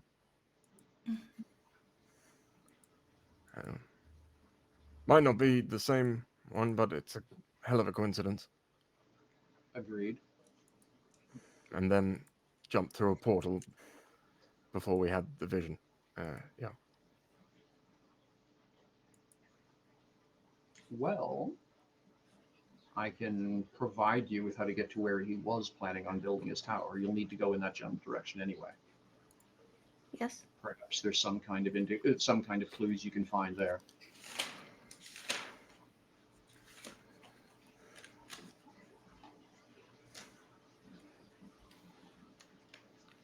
So, Yes. No, she's going. You can see she's struggling because she, for lack of a better way of putting it, she's literally on that moment of how bad do I want to be, right? Mm-hmm. She shouldn't be doing any of this anyway.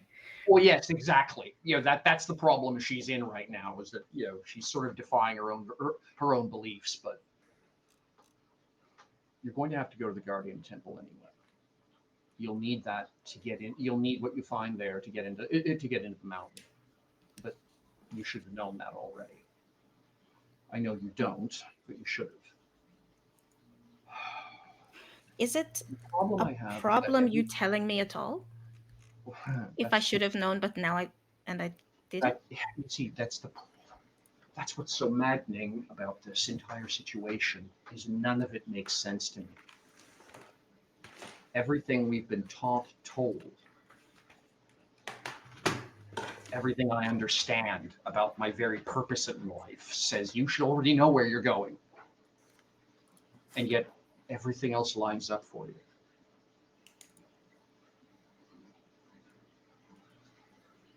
So the question, of course, is the nature of prophecy. Is the reason you get there because I tell you, or because even if I don't tell you, you find out? Or am I meddling right now? Maybe the meddling is part of it.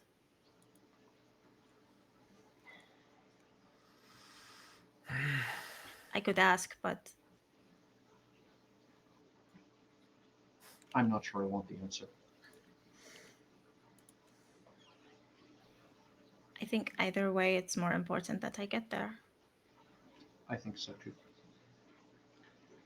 So, I'm not sure. Now, here's the catch. I don't know what's in the Guardian Temple. We can't go in there.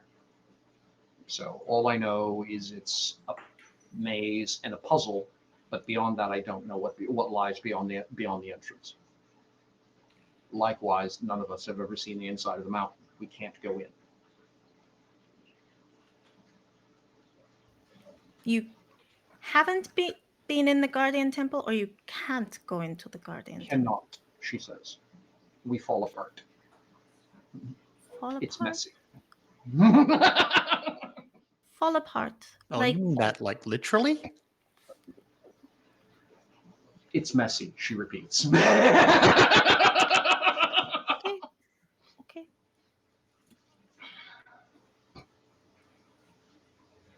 Well, you can see she's very obviously disturbed by this conversation, by the way. It's like,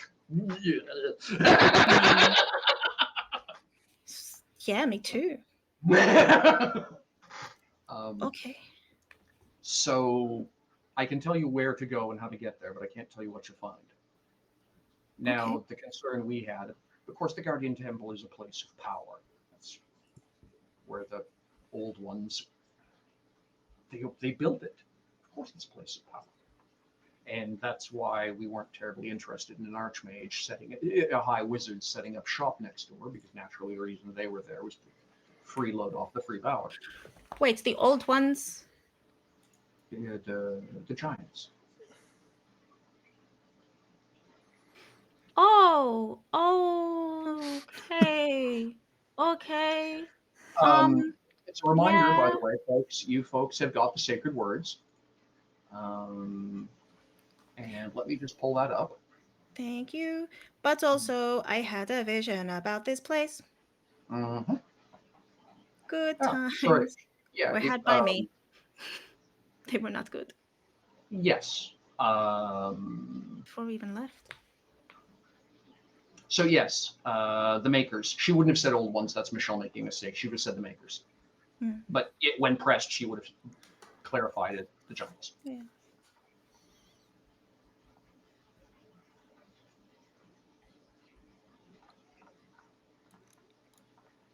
So keep in mind that according to the sacred words provided to you by Shagelza,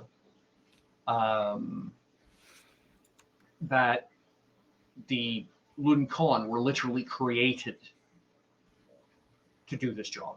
They're a manufactured race, is essentially the guts of their. Hang on, I will post the link if you guys To want a to read. giant, those are actually kitty cats. I'm just needed to say. I don't. Only Alexandre saw the sacred words, though, right? Yeah. Yes. Okay. So that is correct. So I can't remember what she's told you. I believe she had been debating whether or not she was going to explain much of it. She hadn't described a lot of what was in the thing in case it actually would genuinely kill them. Gotcha. Okay, that's what I could not remember is if you had decided to risk it or not. Yeah. Okay. Yeah, she didn't. She didn't because Okay. like she didn't know if it's just going to make them fall over, fall apart, as it were. Yeah, I was just going to say the question of if anyone finds this out, it'll kill them. Okay, is that literal or figurative? How much help is that going to require in the killing department? Yeah. Yeah, Seeing okay, a lot of crossover between this and Elena.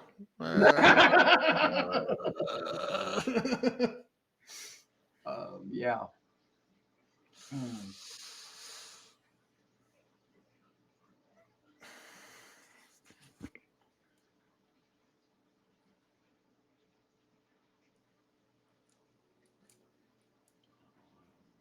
Oh, here we are. Sacred words. Copy and paste. My still sort of went like slightly wide-eyed, and it's like, and he's sort of like semi to himself. It's like nice to know after all this time I can still be surprised and learn new things.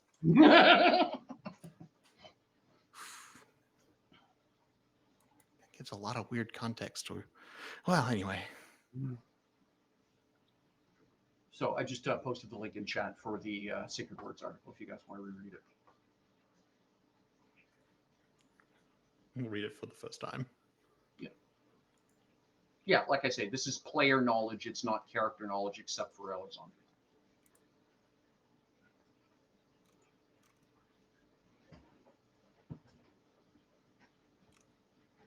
Again, I trust you folks to play right. As it were. As it were.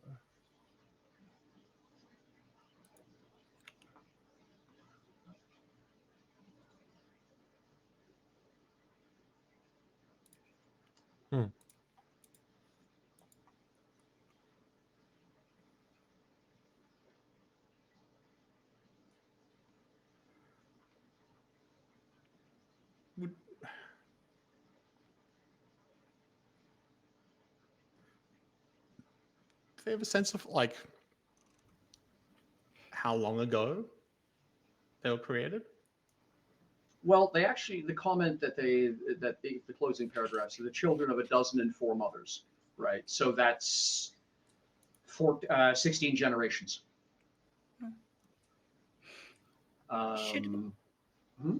Should we, while we have a read,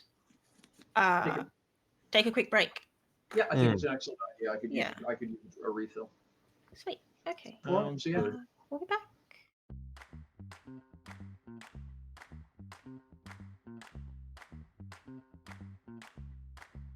Why hands?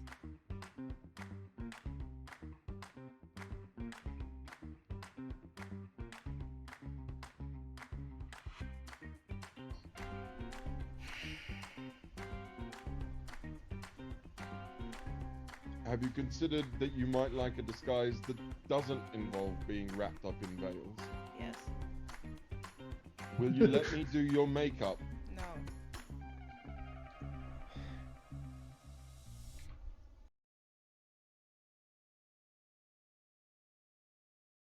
You Think they'd be afraid.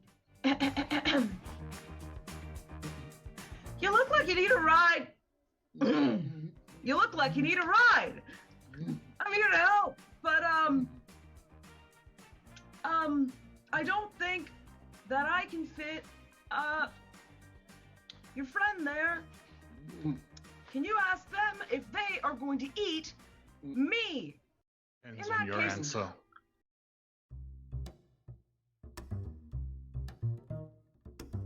My name is Michel Vaillancourt. I'm the games master and storyteller for Unlawful Disorder. I've been asked to give a summary of events of the game, but that seems a little strange because, well, that's the job of the players. Don't ask me what the story is, I'm just the guy telling it.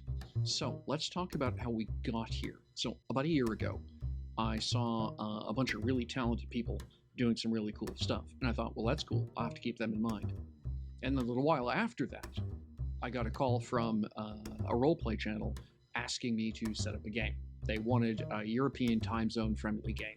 So I went back and I called up the cool people doing the cool stuff. So that would be Chantel and company. Cool. So, after that, we took a little bit of time, discussed a good D&D campaign, and I brought forward one of my homebrew worlds. And they looked at me and said, no.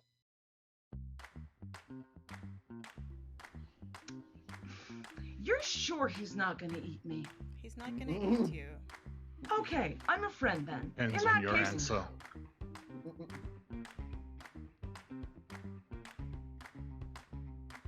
It's not the name that's on the bounty, and that's all that matters to me. Okay. Now I just have to remember to respond to it. Well, you'll do that, won't you, Eric? Eric,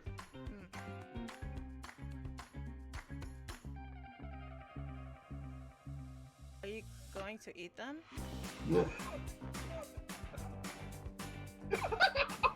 Considers it. By the way, you have no clue what she's on about. Like, you've never seen one of these things before. he's a vegan! oh, what? Definitely don't know what that is.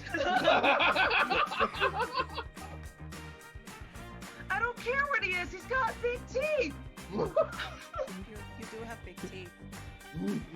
Nothing. Hero's grasp of the trade tongue is Oh, body. do you? Oh, do you? What do you eat them?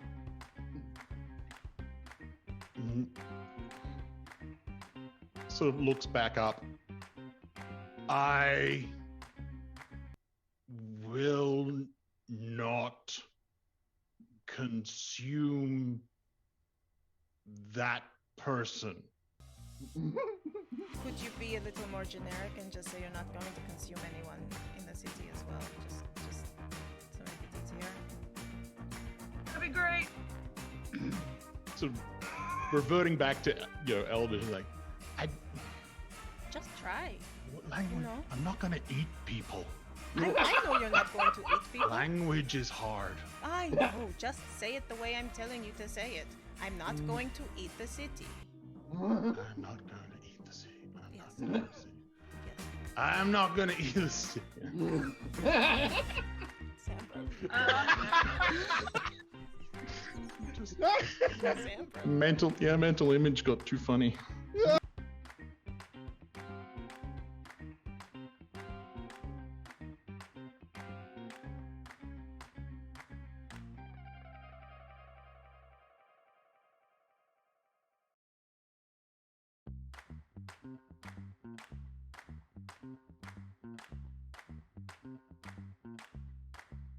Why hands?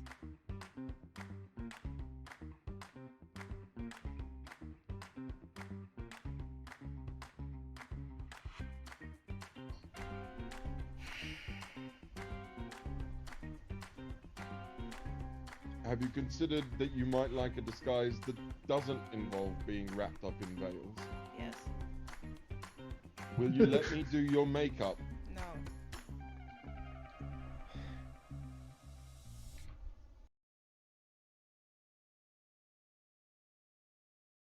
You. Think they would be afraid. You look like you need a ride. You look like you need a ride. I'm here to help, but I don't think that I can fit your friend there. Can you ask them if they are going to eat me? Depends In on that your case- answer.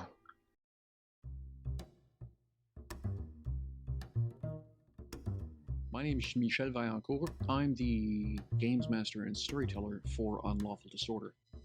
I've been asked to give a summary of events of the game, but that seems a little strange because, well, that's the job of the players. Don't ask me what the story is, I'm just the guy telling it. So, let's talk about how we got here. So, about a year ago, I saw a bunch of really talented people doing some really cool stuff, and I thought, well, that's cool, I'll have to keep them in mind. And a little while after that, I got a call from a roleplay channel asking me to set up a game. They wanted a European time zone friendly game. So I went back and I called up the cool people doing the cool stuff. So that would be Chantel and company. Cool.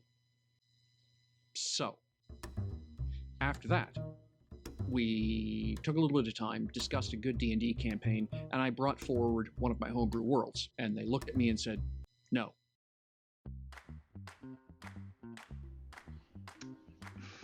You're sure he's not gonna eat me? He's not gonna eat you. Okay, I'm a friend then. Depends In on that your case, answer.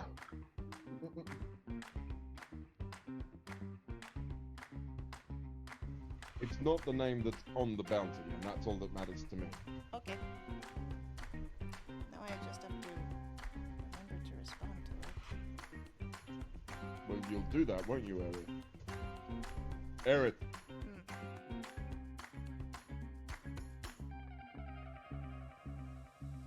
Are you going to eat them?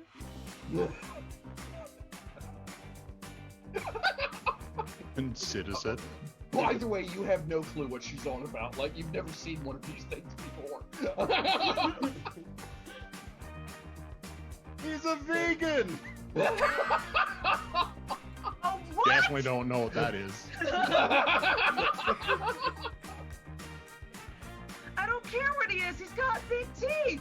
You do have big teeth. Nothing. Theo's grasp of the trade tongue is Oh, body.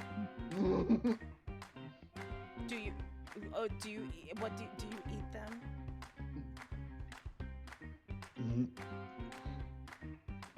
Sort of looks back up. I will not consume that person. Could you be a little more generic and just say you're not going to consume anyone in the city as well? Just to make it easier. That'd be great. So reverting back to Elvish, like, Just try. what language? know? I'm not gonna eat people. I know you're not going to eat people. Language is hard. I know. Just say it the way I'm telling you to say it. I'm not going to eat the city. I'm not gonna eat the city. Yes. I'm not gonna eat the city. Yes. I'm not gonna eat the city. Sam, mental image got too funny.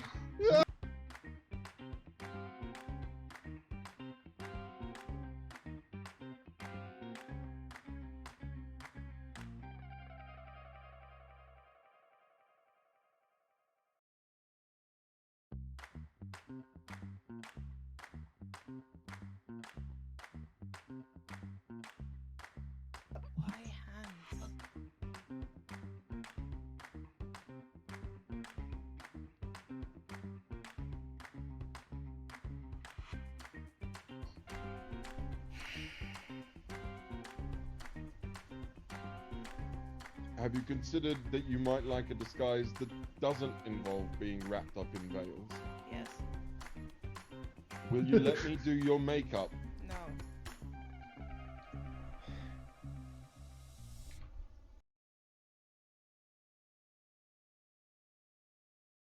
You.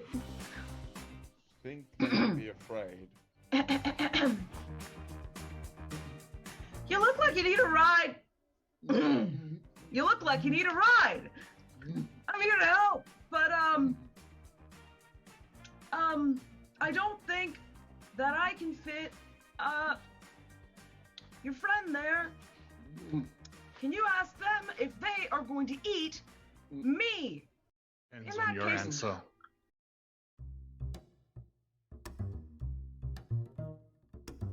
My name is Michel Vaillancourt. I'm the games master and storyteller for Unlawful Disorder.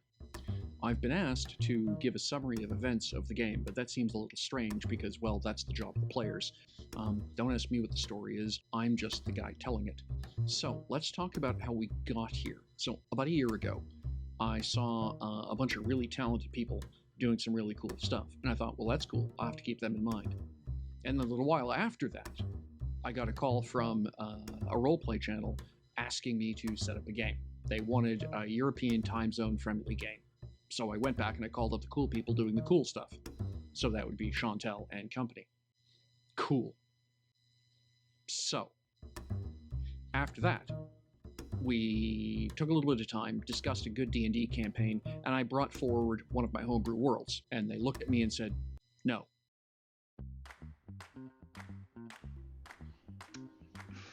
You're sure he's not gonna eat me? He's not gonna eat you. Okay, I'm a friend then. Depends In on that your case, answer.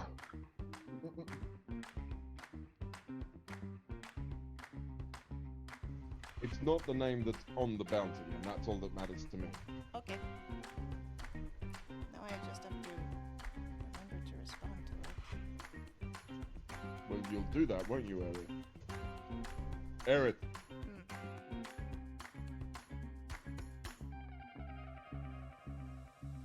Are you going to eat them?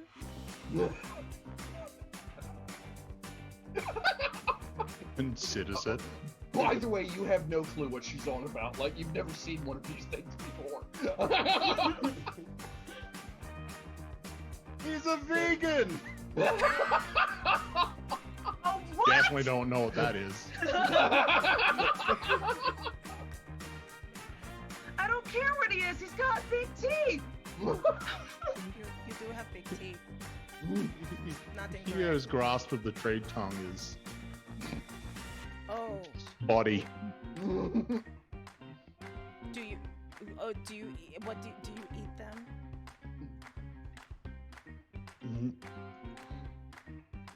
Sort of looks back up. I will not consume that person. Could you be a little more generic and just say you're not going to consume anyone in the city as well? Just to make it easier. That'd be great.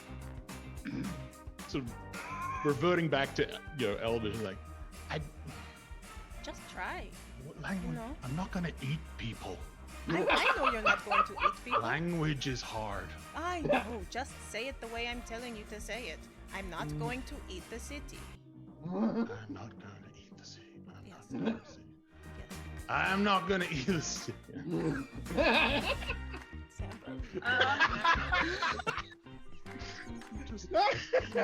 Sambro. Mental image got too funny.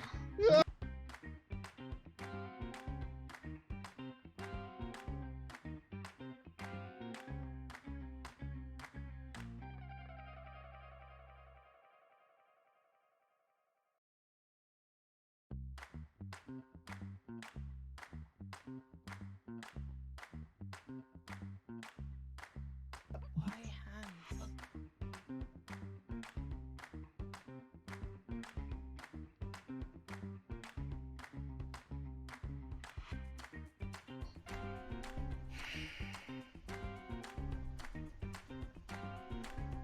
Have you considered that you might like a disguise that doesn't involve being wrapped up in veils? Yes. Will you let me do your makeup? No.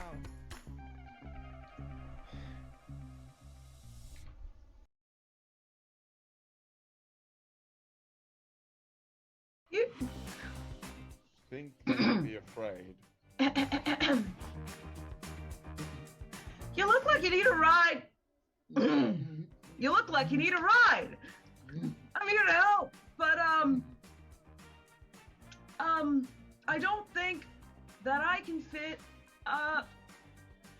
your friend there. Can you ask them if they are going to eat me? Depends In on that your case- answer.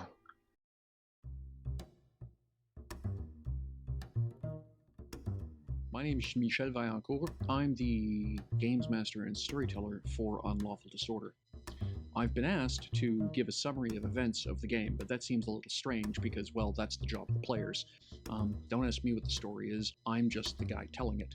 So, let's talk about how we got here. So, about a year ago, I saw a bunch of really talented people doing some really cool stuff, and I thought, well, that's cool, I'll have to keep them in mind. And a little while after that, I got a call from a roleplay channel asking me to set up a game. They wanted a European time zone friendly game. So I went back and I called up the cool people doing the cool stuff. So that would be Chantel and company. Cool. So, after that, we took a little bit of time, discussed a good D&D campaign, and I brought forward one of my homebrew worlds. And they looked at me and said, no.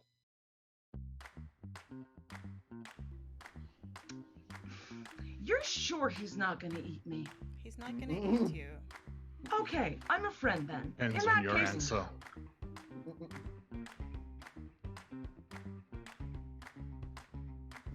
It's not the name that's on the bounty, and that's all that matters to me. Okay. Now I just have to remember to respond to it. Well, you'll do that, won't you, Eric? Eric,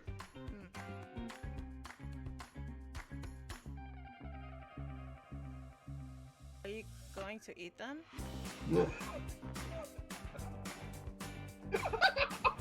Considers it. By the way, you have no clue what she's on about. Like, you've never seen one of these things before. he's a vegan! oh, what? Definitely don't know what that is. I don't care what he is. He's got big teeth. You do have big teeth. Not incorrect. Hugo's grasp of the trade tongue is Oh, body. do you? Oh, do you? What do you eat them?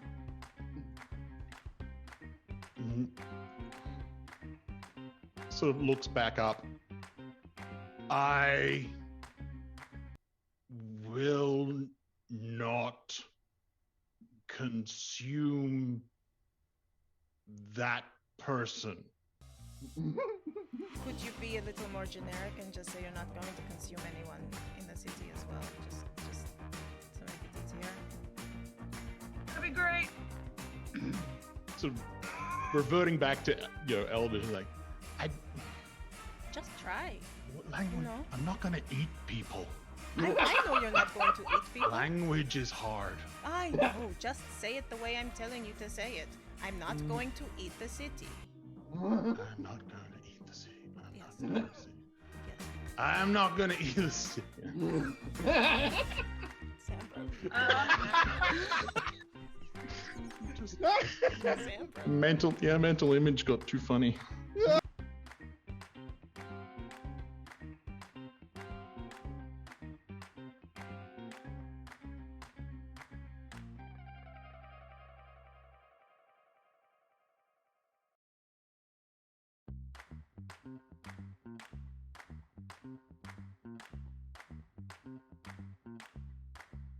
Why hands?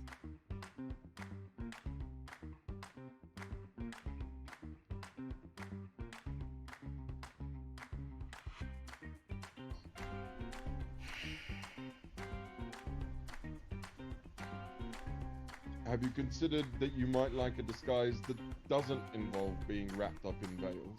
Yes. Will you let me do your makeup? No.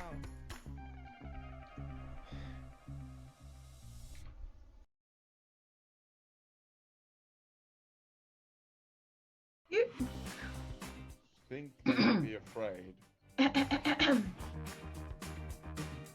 You look like you need a ride. You look like you need a ride.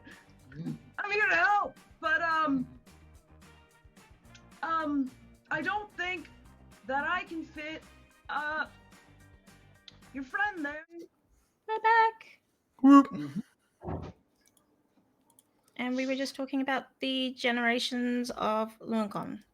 Yes. So what I was just double checking was here in my notes. So so the rough idea, if you will, is that a human generation, what a historical generation is about 22 years based on humans, right? So when a human talks about a generation, it's about 22 years for this setting. Humans will range between 50 to 77 years, with 70 being the average life of a human. Luncon last about 90% of that. So their low end is 49-50. Their average is late 60s, and their high end is around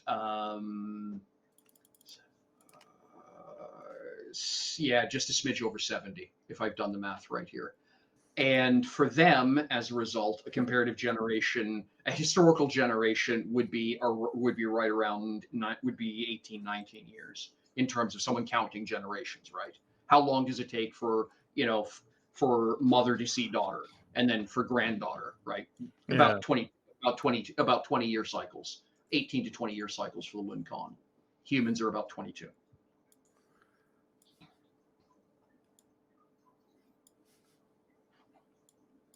Just thinking that if they're talking about children of a dozen and 4 mothers, it's like that's not that long comparatively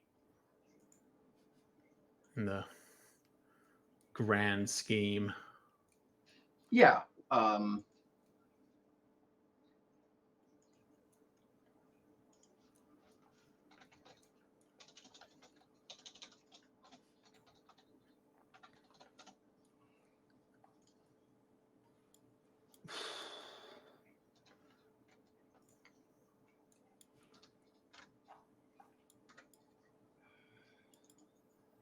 So I said, wow, interesting. We haven't been taken there yet. Sure, this is more interesting to Sam as the player. I see. I see. It'll be interesting to my soul, I'm sure, but at the same, but like, it's like that's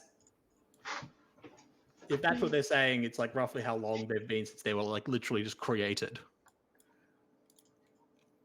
Like that's just before the modern era of the timeline.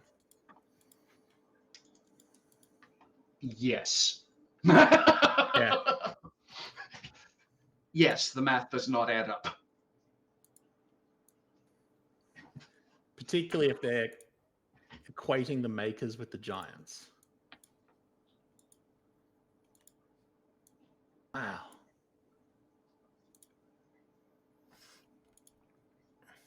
I do love, with that whole, the difference between player knowledge and character knowledge. But it does lead to situations where it's like, oh, that character's going to be really interested if that ever.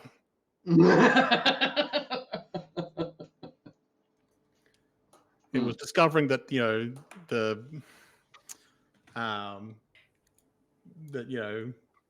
Kazra had a specific word for dragon. Mm-hmm. It's like Sam going, the moment Mysol learns that, it's going to kick some stuff off.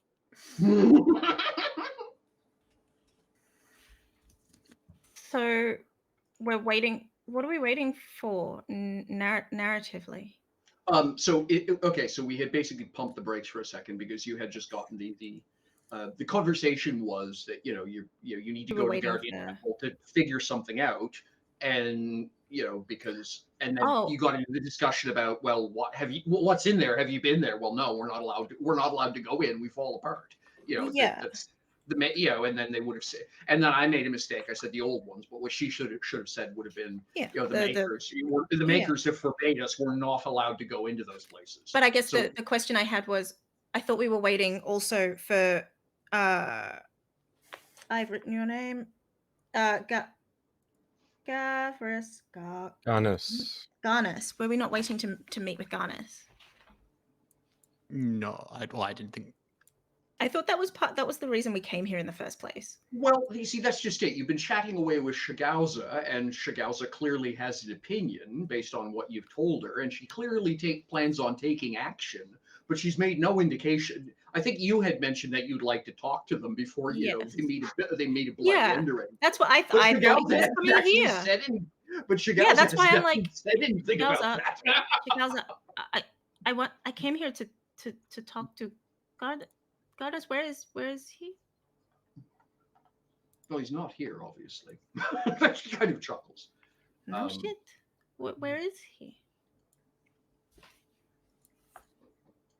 Somewhere safe, currently. Now, obviously, there are appearances that need to be maintained. I can't exactly just throw everyone out and close the doors because you want to go for a walk. So it'll be a couple of hours, and then we can go for a walk.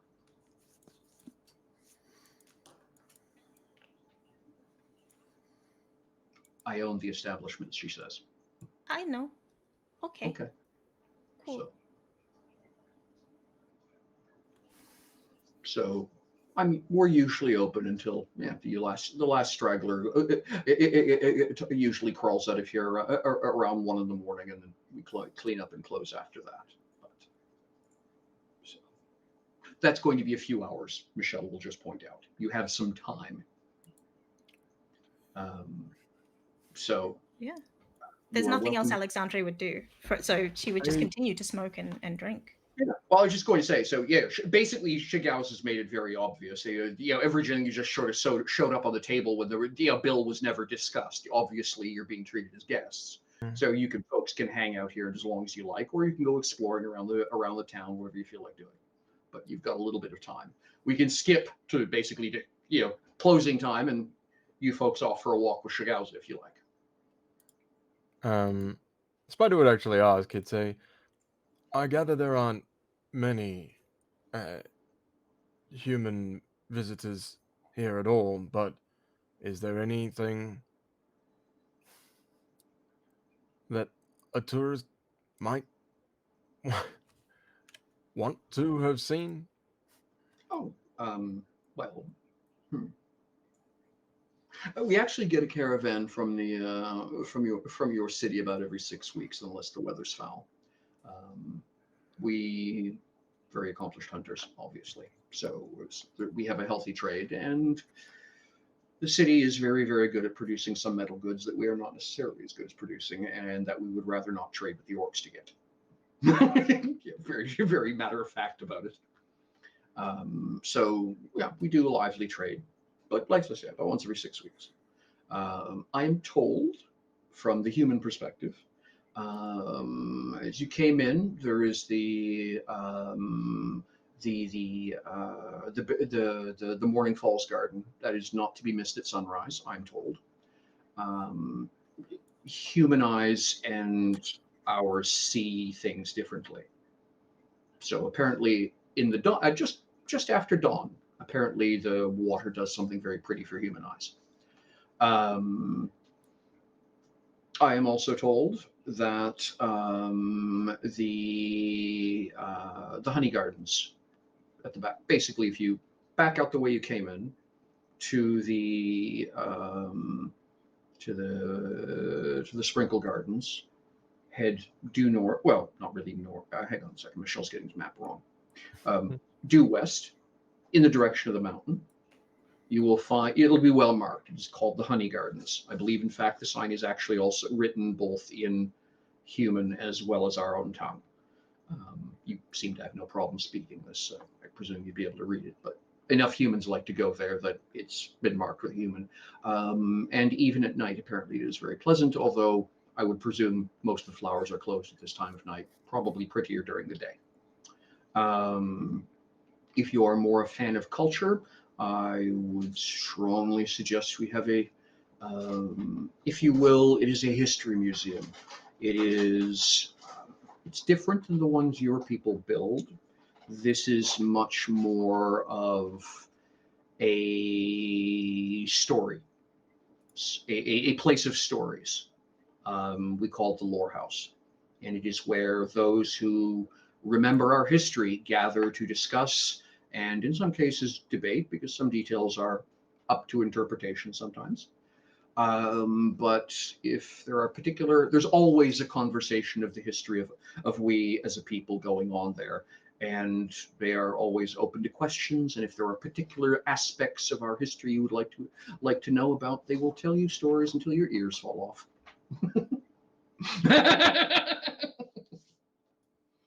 I am told some people find that very fascinating. And of course, I think I would be remiss to not suggest you head to the market square and sample some of the food and the and our leather goods. Thank you very much for your hospitality. We seem to be entwined, and I see no reason to be rude about it.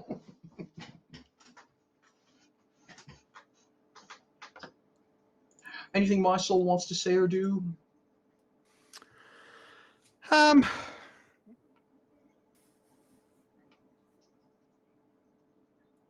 mean, in this particular moment, probably nothing more than sort of pleasantries at this stage, though.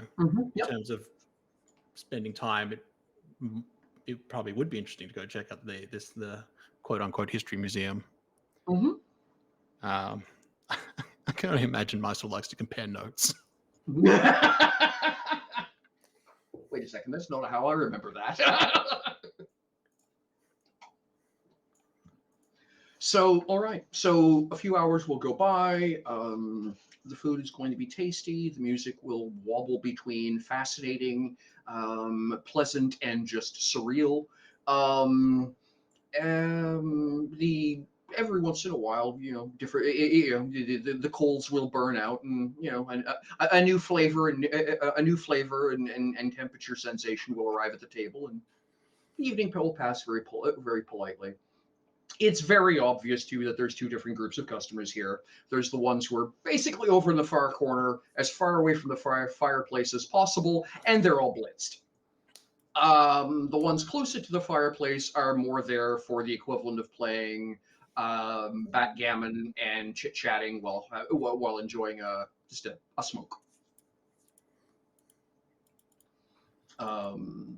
So yeah,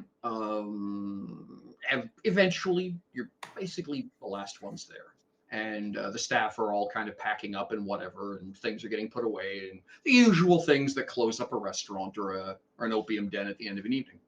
And Shigazu will come strolling out, dressed mostly the same way she was before. The only difference is a light evening cloak draped over her shoulders, just for a little bit of extra breeze, buffer against the evening breeze. And she's going to chat with the staff, make sure everyone understands what needs to be done. Oh yeah, but this thing over here is broken. Yeah, okay, we'll get a new one in the morning. Fine, but make sure that customer is not allowed back in here for a couple days. And just the usual stuff that goes into running a place like this. And she will nod to you all and gesture towards the door, and she will step out.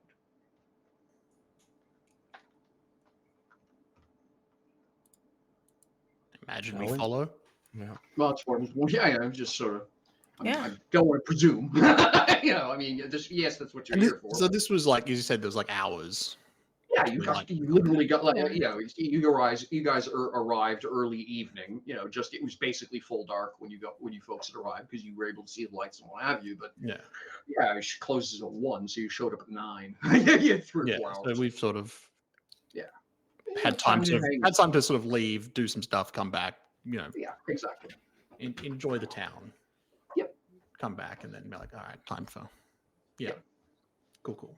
So it's it's completely not laid out the way that the Confederacy would do things. It's a little bit confusing. There are zigs where there ought to be zags. There are roundabouts where there ought to be corners, and et cetera, et cetera. Your shirt makes perfect sense to the locals. They all seem to know where they're going, but to your collective, used to thinking the way that the Confederacy lays towns out, it's like, why would you put the butcher there? That's where the bakery goes. It's those little things, right? But so a little while later, you folks are on your way walking with Shigauza.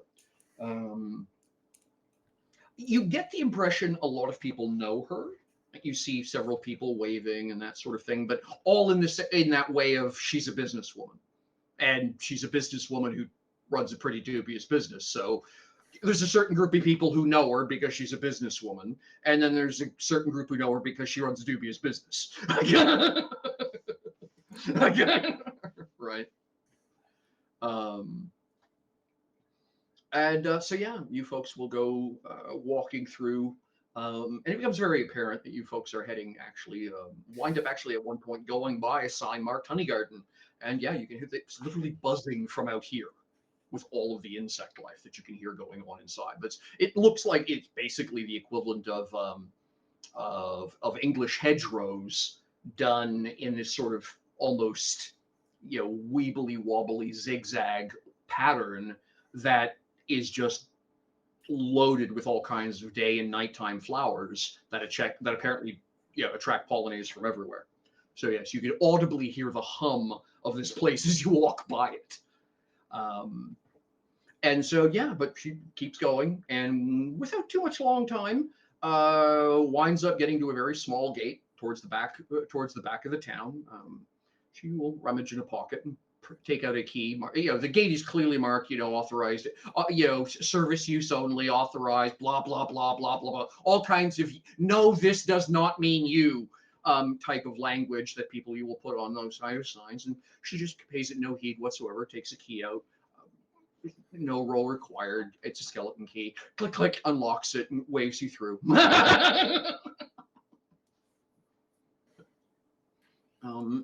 You folks are actually outside the town, heading towards the west, up a long winding path, which is obviously leading you up the side of the mountain.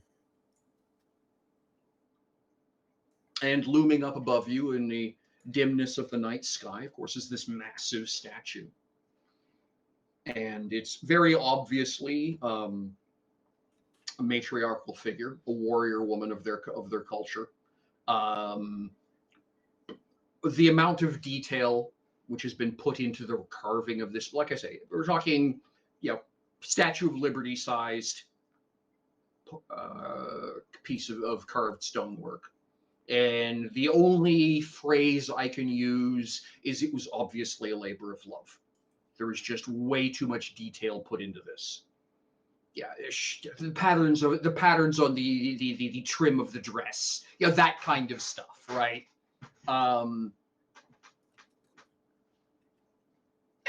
So you folks will, and basically, and very much like the Statue of Liberty, it's sitting on a the base is carved out of the side of the mountain. They literally just chunked part of the mountain out and left the statue behind. Is essentially how it was done. And the base is a small temple. Two heights of an Alexandria, for the doors kind of thing, and which may, even tall for a Luncom to go through. Built tall because they could, not because it needed to be, right? That sort of. It's like such a unconfederacy idea to have beautiful building, Yes. Or that like the building itself in design is beautiful rather than necessarily adorned because it is important. And the concept of because we can. Yeah. It's just like I think go ahead, sorry. Yeah, I think it it brings a smile to Jasper's face, because it's just like so. It's such an expression of artistry, you know. Yes, I would. Yeah, that's a very good way of putting it. It's beautiful for the sake of it being beautiful, not to add to its functionality. Mm. Yeah. That's like, I think Spider was also, despite not necessarily getting the weird music that was in the den, like absolutely enjoyed it for Mhm. the sake of like growing accustomed to new sounds. And I think we talked about a long time ago that like the kind of underground places where Spider was hanging out, like Yeah. jazz was starting to form as a, like, You know, yeah, if the Confederacy runs on classical music, then you were hanging out then yes, the Jasper was hanging out in jazz clubs. Absolutely. yeah. You know, where the entire idea was to pitch the rules headlong and see what we can do. Yeah, and that's it. And like, this is the first, first more developed place that we've been. Like if I think of like the lizard folk village, it had its own like rustic charm to it, but it's Yeah. very different when you've only known very structured cities that all adhere to specific principles. It's like this And even Glitter Delta Cove, yes, there's Hmm. that fantastic opera arc there, but at the end of it, it was a Confederate city that had been essentially stamped on top of an existing culture. Yeah, Right. yeah, actually that's true. Yeah, I suppose the Underveld was the other place that we Yeah. saw something a little more. Yeah, but with them, the thing that you folks noticed most was the visual arts, because the Yeah. difference in the color spectrums, and that's Yeah, really it wasn't the sound, as it were, it was the sights of the place that were Yeah. really what defined the difference. Yeah. So cool. All right, sorry. Yeah. So you folk, and so yeah, you will enter. There is no one else around.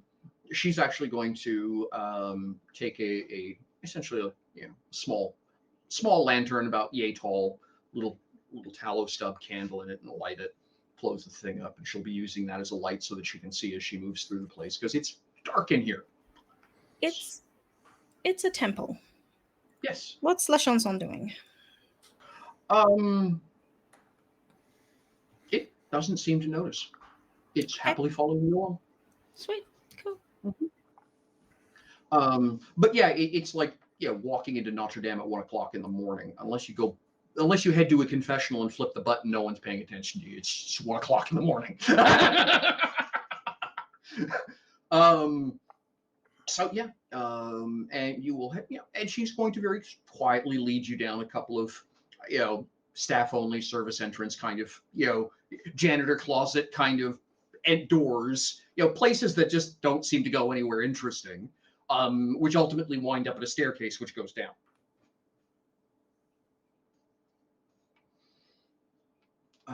She's going to pause before you all head down the stairs. I will warn you, there may be a few people who will be somewhat upset to see you. Story of my life. I'm getting used to it as well.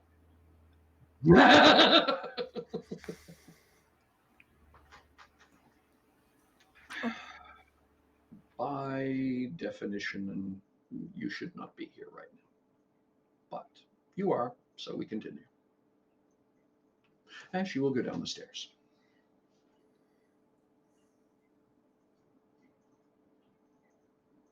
Alexandria follows. Okay, very good. So you three head down the stairs, with Jasper bringing up the rear, I think? Yeah. Okay. Yes, yeah, sorry. You become very Gregorian chant as performed by lions. It's the sound you're hearing echoing up the staircase. It's a double switchback, so it's zig, zig, zig. So it does odd things to the sound as it comes up. it also becomes very obvious as you come around the second corner for the third leg of the descent that there's light at the bottom of the stairs. The staircase itself is unlit. She's got that little light with her.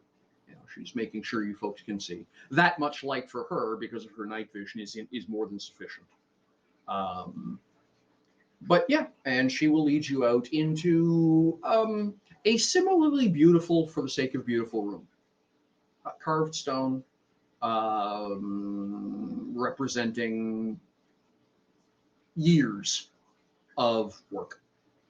Again, 2 or 3 heights of an, two or three heights of an Alexandry at the walls, half again that tall, sort of a Gothic-y almost vault, compound vault ceilings, colonnades, sort of that space the room out, not literally but mentally. And yeah, there's a half dozen Luncan wearing almost monk-like robes, I guess is the best way of explaining it, who are obviously, in prayer. There's a statue of a it's actually not a statue, it's a fairly substantial chunk of crystal. It kind of looks almost like someone had taken a picture of a glacier and then 3D printed it out of really expensive resin. Sort of it has that sensation of it's a really big thing that's in a small space. It's got this really weird visual gravitas about it. And I think, probably is the only person who's actually seen a glacier. I think that's going to be Meisel's immediate reaction. It looks like someone's done an incredibly highly detailed sculpture using crystal of a glacier. And they're obviously using that as a focus of meditation or prayer or something. It, by the way, glows of its own accord. It is obviously an object of power. No role required, is plainly obvious, The part I think that's probably got most of your attention, however, is a fellow over in the cage. Looking a smidge worse for wear. It's not a cell, it's literally a cage. Bang. And yeah, they have some pillows and furs to flake out on. They're currently asleep. But it pretty much looks like the equivalent of someone having dropped a cloche over top of them made out of wrought iron, right? Donk. You're staying there. I was about to ask, like, scale of 1 to 10, how much does it look like a carry cage?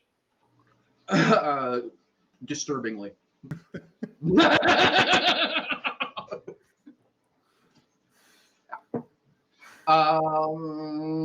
is where you put the prisoners or the people who have to see the medic.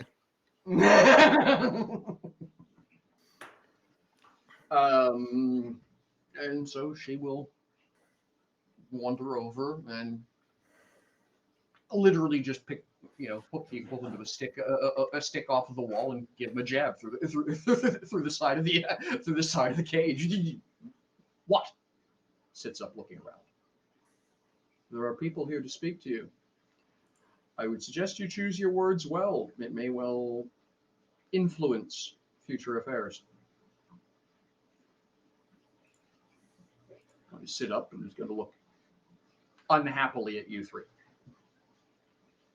What are they doing here? That is entirely up to you. They're either saving your life or condemning it. They wanted to speak to you. Speak well. She gestures to you.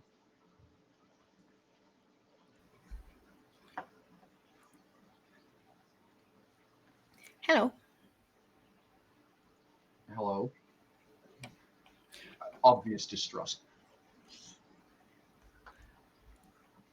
You were supposed to be keeping an eye on us? Scout, yes. Did you see the demons? No.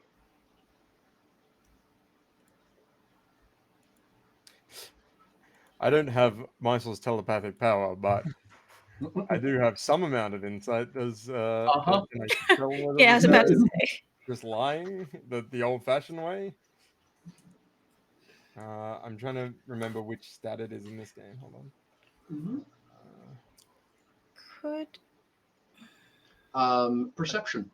Perception is to sense alternative motives, ulterior motives, that sort of thing. Yep. could I also roll this? Given Of course you can. We'll give.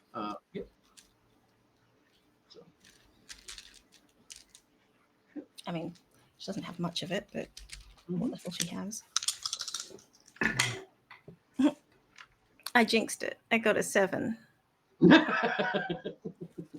Sorry, every time we take a week off, my dice decide to like disappear Disappear. into the ether realm. I Across the know, table. and I'm very sorry by the way the gaps lately, but No.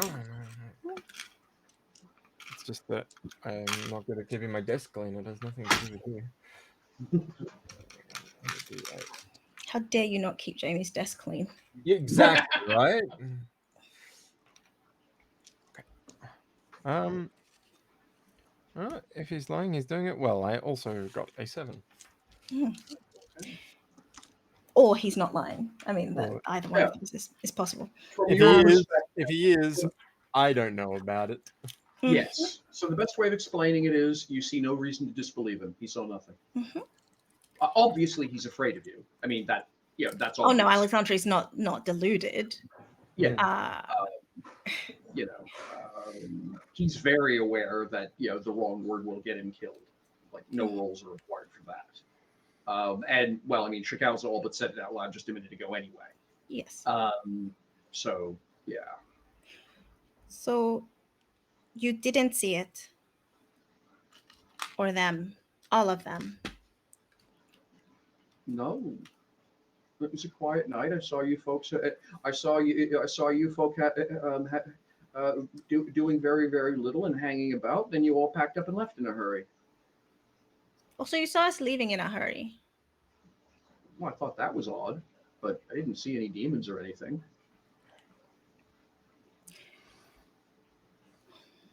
When did you start working? Like, when did you start that day? Was it just that day, or were you following us for a while? Ch5 is actually going to answer that. They do 12-hour shifts, so sunset to sunrise, and then the other, and then again the other way. And would anyone else know that you were there? Well, I suppose I could have been followed or spotted, but I didn't see anybody. Right. And you saw nothing out of the ordinary. Well, I could tell that you folks were agitated about something when you were packing up to leave, but that was all. Right. I mean, you were obviously packing in a hurry, but Interesting. You never saw any fighting whatsoever. no. And I assume you just followed as the caravan left. You followed the caravan.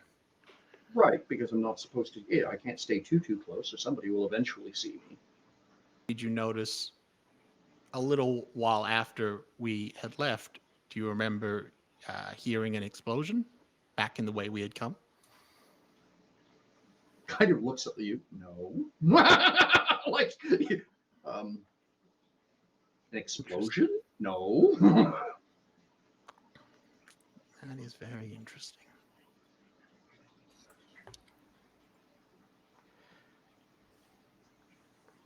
Do you think you did your job the way you were supposed to? As best as I could, but apparently not well enough. He gestured towards the cage.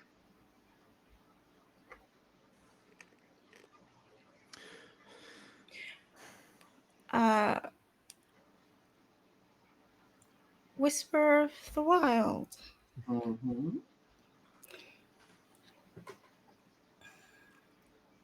Has this person's mind been tampered with? No.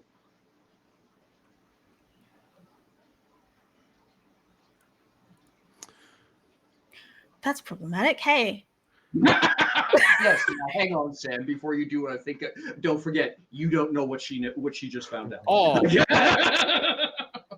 See, I was literally about to ask, essentially for permission. But if I think if we knew that, it would be less of be like, oh, I don't know if I need to. I plan to ask permission. But yeah, I was interested. Yeah,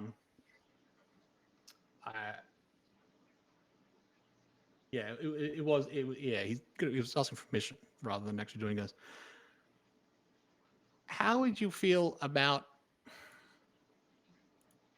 essentially either you are lying or someone has done something to your memory?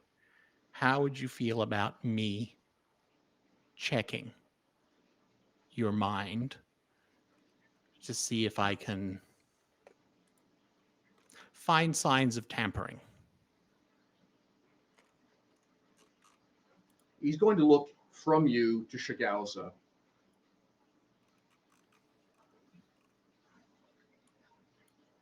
You're going to take his word over what I say?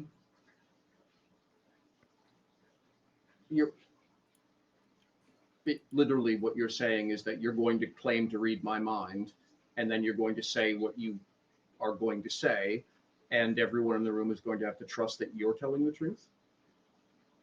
No. I would show Shigauza. I would take her with me.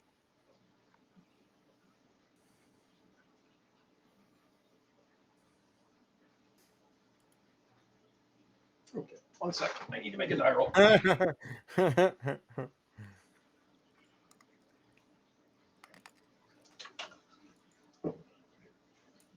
Ooh, that's a natural 1, and that's a 4. So they just rolled a total of 5. My soul, you can easily see and I think actually all three of you can easily see the expression of panic on their face. They are terrified of the idea of you doing that right now.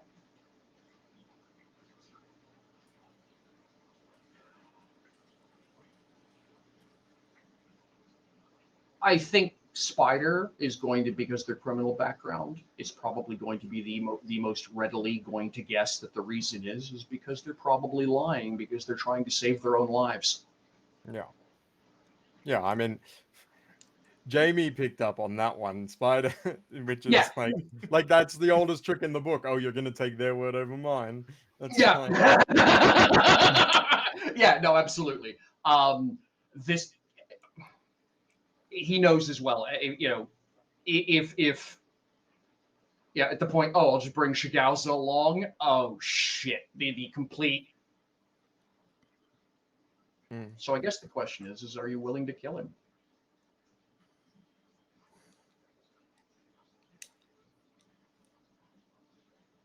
Because ultimately, and I think that's pretty much exactly what Regan has said would happen to this guy, and it's pretty much exactly what Shigauza has implied is going to happen to this guy if they find out he's been derelict. They'll kill him. So I guess the question is, do you want him to die?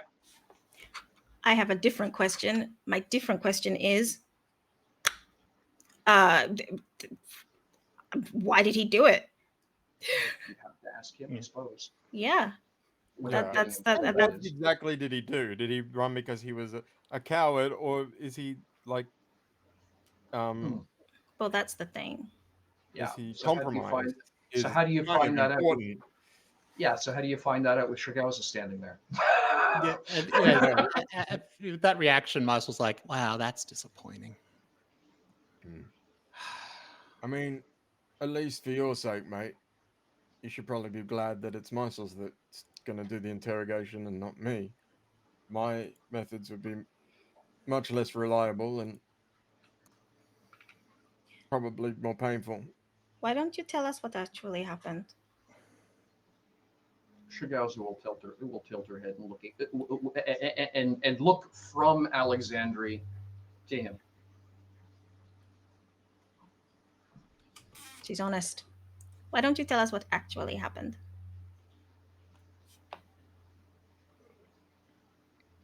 Because we will find out.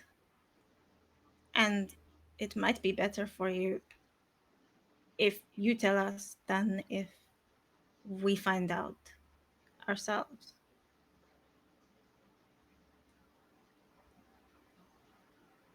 Well, his role was sufficiently poor that he's going to basically burst into tears and beg mercy. He's a coward.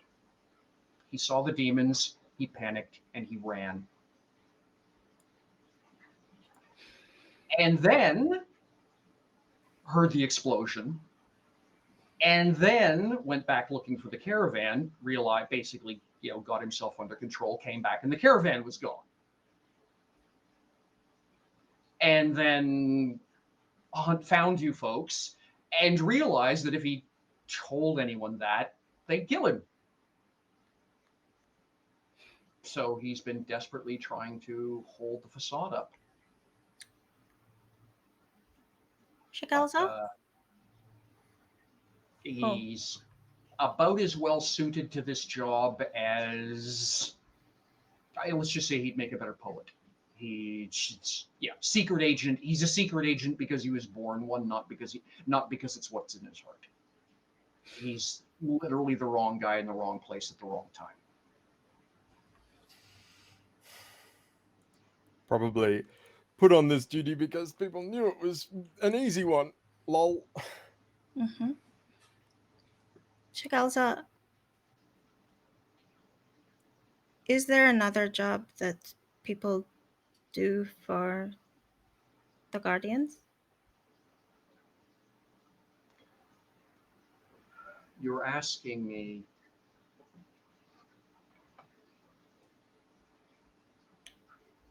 The time for this honesty was before he went out, not after.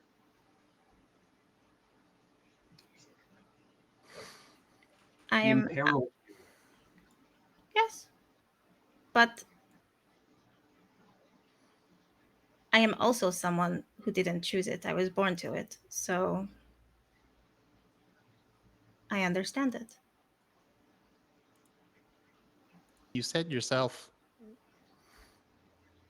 you're not set up to fend off a horde of demons. What was he supposed to do? The time was certainly beforehand, but it's not like he would have guessed that would have been the situation in which he was thrown. And who would have listened if he had said so anyway?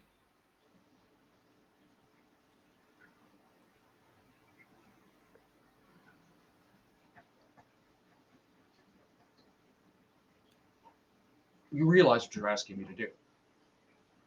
Yes. There is no alternative other than all of us politely forgetting this conversation happened and that his amendment is the truth. You're asking me to conspire with all of you to protect him. Not with all of us. I have no stake in this. But also, I mean, if anyone directly asks me about it, I will just tell them.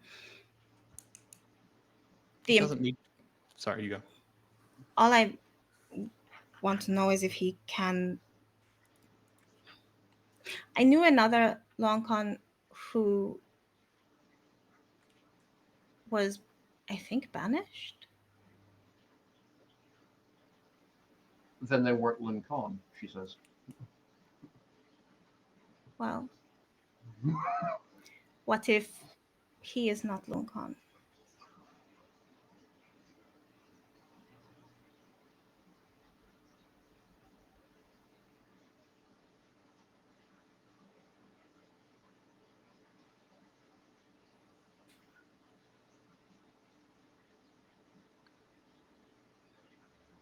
She's going to look directly at him.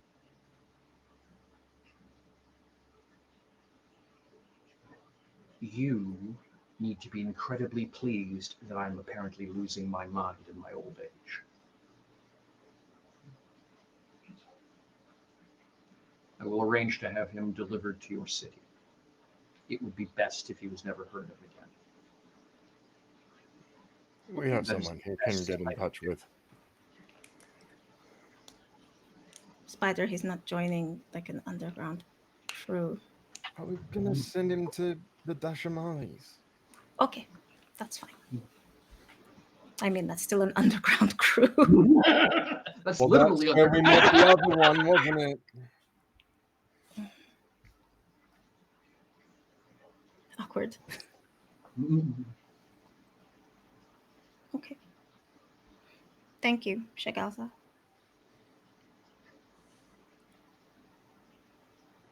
She will give you a curt bow. Come, it's time to leave.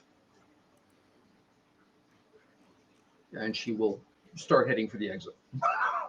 Yep, Alexandra will follow. Quick, smart. Mhm. Mas will briefly turn back to this person and just say, I'm sorry you were put in this situation.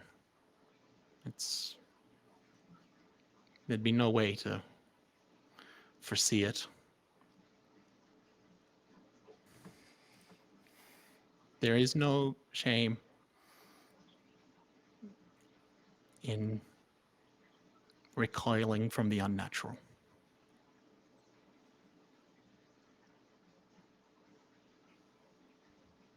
He's going to look at you. Just Michelle's going to ask the question. Have any of you recently read Romeo and Juliet? I've played Juliet and Mercutio. Brilliant. So Have you you- know the scene when Romeo is banished. Mhm. And he finds out, I believe it's from Benito, that he has been banished. And his immediate reply is, nay, say death instead.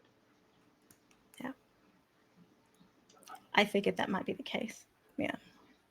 He's not dead. Sorry. The expression, the expression on his face that, and I don't know, perhaps my soul or Harrow have seen this face before in the 1,000 years of time that have come and gone. You're not sure shooting him wasn't the nicest thing to do. Because he's nobody now. He's dead and still breathing as far as everyone who gives a damn is concerned. For Alexandre, right now, he wasn't sacrificed, and that's kind of the point. Mm-hmm. Can't kill people because that's good for slaughter hay.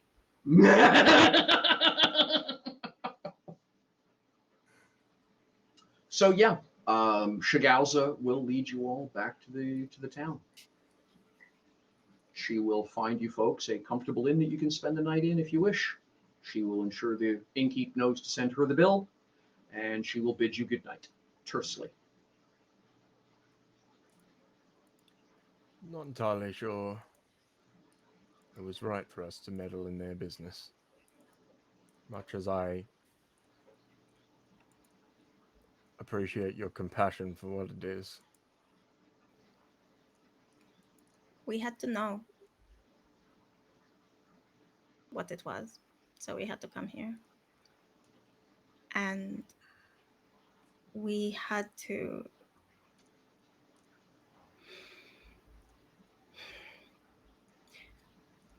There is a deity wanting to eat souls of the sacrificed and slaughtered. One less is probably better.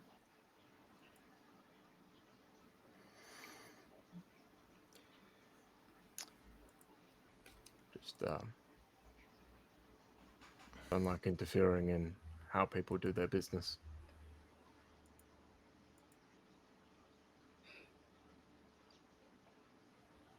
I don't feel good about it, if that makes you feel any better. No, listen, I'm not judging you. You were in the position to make the choice. And Tragaza let you.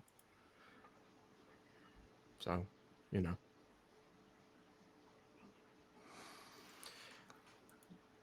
Regardless, I imagine there will be some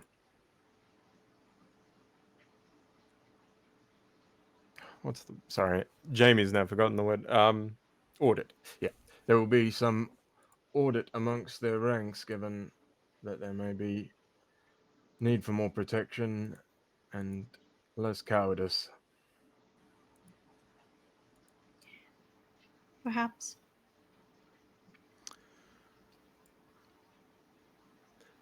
I'm not unfamiliar with the feeling of, or the wish that you had died instead of getting to live. Yeah. But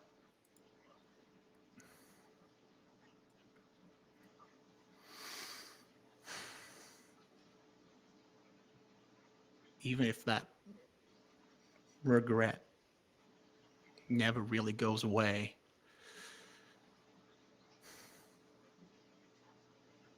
having the opportunity to do more, to continue, I think it is ultimately preferable. He has the choice. What he does with that time. Oh no, I mean I agree with you entirely. And if he was willing to run away from demons when it was his job to fight demons, then he probably values his life more than the sum of its parts, and he'll work out something to do with it when he's gone. That's why I think putting him in touch with the Dashamali's is a good idea. Maybe he can be an artist or something. Thing is, I don't think anyone would have told him that the job was to fight demons. I think even if he hadn't run away, at best, it would have been just removing Alexandre from the situation. And I don't think he knew, or they knew, that the job would be to fight demons any more than I knew the job would be to fight demons. I understand that, but perhaps I spoke a little too glibly. No, you also make a good point. And as was discussed, he didn't choose that life. And that's a sad and sorry affair. It is. It's good to know, I guess, that there was a mundane explanation and it wasn't a more convoluted situation. Things are complicated enough.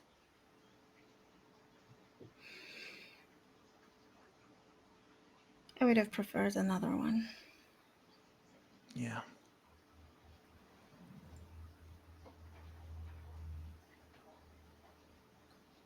And that, ladies and gentlemen, and all the non-binary finery in the audience, we're done for tonight. It's 12:30 my time. I do need to be up early in the morning, so I think that's an excellent point to leave it at.